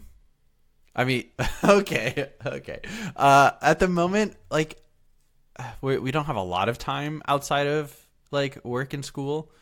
In that time, we would prefer to be doing like stuff that isn't what feels like more work a lot of the time. But yes, we are aware that Patreon is something that is not currently in the best spot, and we're looking to change that a little bit. Yeah, the reality is like if we do, we probably will add like coaching and stuff back and reviews something like that back. They probably will be at a higher tier. Just because when we have we love doing them. Even like it's not so much the money. It's not like we're like, oh, it sucks. It's an hour-long thing. We're getting $5. That's not worth our time. It's not so much that. It's more the fact that when we have it at like $5 or $10, we get 20 of them in a month. You know what I mean? Yeah, and that's like at that point when we were doing it, it was like 20 hours of work. Yeah, and it's tough. It's tough to like come home from a day full of work and school, either of those, and then to do what feels like more work. But we also recognize that like we fucking like couldn't do a lot without listeners and patron supporters. One of my favorite experiences is I was doing replay reviews for Pards Bay and his team. He was with the team, and over the course of like a couple months, we did some team replay reviews, and his team ended up like popping off at a tournament, like taking games off teams that they shouldn't have beaten. And I wouldn't say shouldn't have beaten, but like on paper we're not slated to beat, and putting up a good fight for other teams. So it was super fun to do something like that. Yeah. So just as like an idea, by the way, because like not a lot of people listen at this point in the show, like just for like a price example, like what we would think about, and I'd like to hear people's thoughts, maybe in like our Patreon lounge, because like those people are the people who this actually affects. I'm looking, for example, we just were joking, bantering about Essence Reaver. Like, look at their Patreon. I actually think they have a good model. I think overall they do a really, really good job with that content. Mm-hmm. They do, yeah. So what they do is they put either 5 or 10 replay reviews for $15 a month, for $15 at that cap, right? And then after they go past those 5, they have a second tier where it's like $25. So like we wouldn't get overload. I actually don't think that's a bad idea.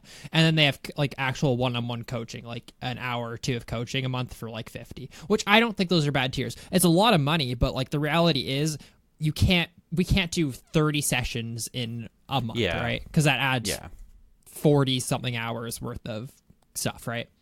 Mm-hmm. But so either way, like we really enjoy doing it. I had a lot of fun. Like I've done a lot of replay reviews and I've had fun with them. It's funny seeing someone give you a replay review like 7 months in a row and seeing them slowly improve. Like it's actually really cool. Yeah, no, it's sick. It's sick. Yeah. And then you get like the occasional like, fuck, I think I did Zod, Paul. Yeah. If you guys remember him, XOD. I did a replay review for him one month where I was just fucking dying laughing the entire time because fucking low elo is some shit. It is a place to be. And that was just so fun. But yeah, it's definitely in the works. Yeah, we'll figure something out. Just it might not be at the most like the. Even we don't think that our replay, our like coaching is worth $50 an hour, for example. Yeah, But, no, yeah. But I mean, as a commodity of like time to worth, like in our lives, that might be where it has to be. Which maybe we won't get any. Maybe we'll get someone for like 1 month, and they'll drop down. I think that's actually not a bad way of doing it. Mm-hmm. Yeah. But yeah, we are aware, and we are the adult calendar that the three of us are going to be shooting soon. That will be in our merch store very, very quickly. So hell yeah. Yeah, they. So I actually have an update about that. We got word back from the printing company that they were having issues printing, like making room for all of our ginormous sticks. Yeah. Yeah, so they're figuring out a way how to combine 2 calendars into one. Technology's never been it's never been thought of before. So. Gotcha. Okay. Well, stay tuned. Stay tuned. Boy, I hope my fucking family doesn't listen to this episode or any episodes. All right. Final email here. Hey guys, it's me again, your longtime listener, Keg. Because my last email was very negative, I'd like to offer something constructive this time around. Pyke is currently the most banned support in the game, and as a Pyke main, this gives me the big sad. Admittedly, Riot just really jumped the jawfish? I don't know what that means. I don't know either. With the change to how his ultimate generates gold. For anyone that doesn't know, Pyke basically gets double kill gold whenever he lands an execute with his R. If you're good at Pyke, like me, you'll more often than not be an item ahead of the enemy support for most of the game. To give an idea of how much gold Pyke generates for himself, my current personal best for gold generated is 12k in a 40-minute game. Here's my proposal on what Riot should do to put money man Pyke back in hook, line, and sinker. Wait. Before you do it, jawfish is the fish that I guess killed Pyke? Oh. Or the Pyke related fish. Gotcha. Yeah. Okay, so 1, revert the alt change. 2, your cut, our cut. Comrade Pyke. Pyke now, instead of granting full killed gold to the last assisting ally via a your cut, now grants the cut to all allies in range that's worth a percentage of the total kill gold value plus a percentage of Pyke's total AD. To give an example, I'm not going to run through these numbers exactly, but it kills 300 gold while Pyke has 200 AD, could give out and give like 120 gold to everyone, based on these modifiers. Mm-hmm. So I think that that's actually a really cool thing to consider. Why is this better than the current system? Instead of the insane snowball Pyke causes right now to do the sheer amount of money he gets, he would steadily increase his team's total gold during mid-game skirmishes. What do you think? Addendum, I really hope Riot nerfs the gold generation of Pyke's ult instead of clinging to the gimmick that they did with Tom being able to eat allies. Like you discussed already, if they got rid of this, Tom could have been a top lane bully instead of being a shoehorned into an LCS support. Pyke has already eaten a lot of nerfs, and if they change his ult, he would honestly be fine. Strong, but fine. Don't let enchanters players tell you otherwise. They just want to see Pyke burn. I like this change. I think it's cool. Yeah. Yeah, I think that's really that'd be interesting. I mean, I definitely think those numbers, I think that's a good way that you could really change those numbers around to balance around it. And I think it's also going to, be good for, instead of like putting all the money on one person who happened to luck out, it evenly splits it a little bit better, which is nice. Mm-hmm. Plus your cut, our cut, Comrade Pyke. Ooh. That'd be sick, yeah. So thank you for the great email. That was again from Keg, our boy. I think that's the last of the emails. That is it. So that takes us to the end of episode 391. If you want to check us out on Twitter, it is @LeagueCast and @LeagueCastFrost. On Facebook, we are LeagueCast. On TeamSpeak, we are ts.leaguecastpodcast.com. No password. That's where we hang out most of the time. And if you play games with us, that's where we're going to be. So, if you get invited to a game, you got to download TeamSpeak. However, if you want to hang out on Discord, you can get a link by sending us an email to mail@leaguecastpodcast.com. Twitch.tv/bluebasket/KingLiardout are where we become small streamers who sometimes enjoy it and sometimes hate it. Patreon.com/LeagueCast is where you can support us financially. And finally, you can check out our website soon, leaguecastpodcast.com. Yeah. So soon, TM.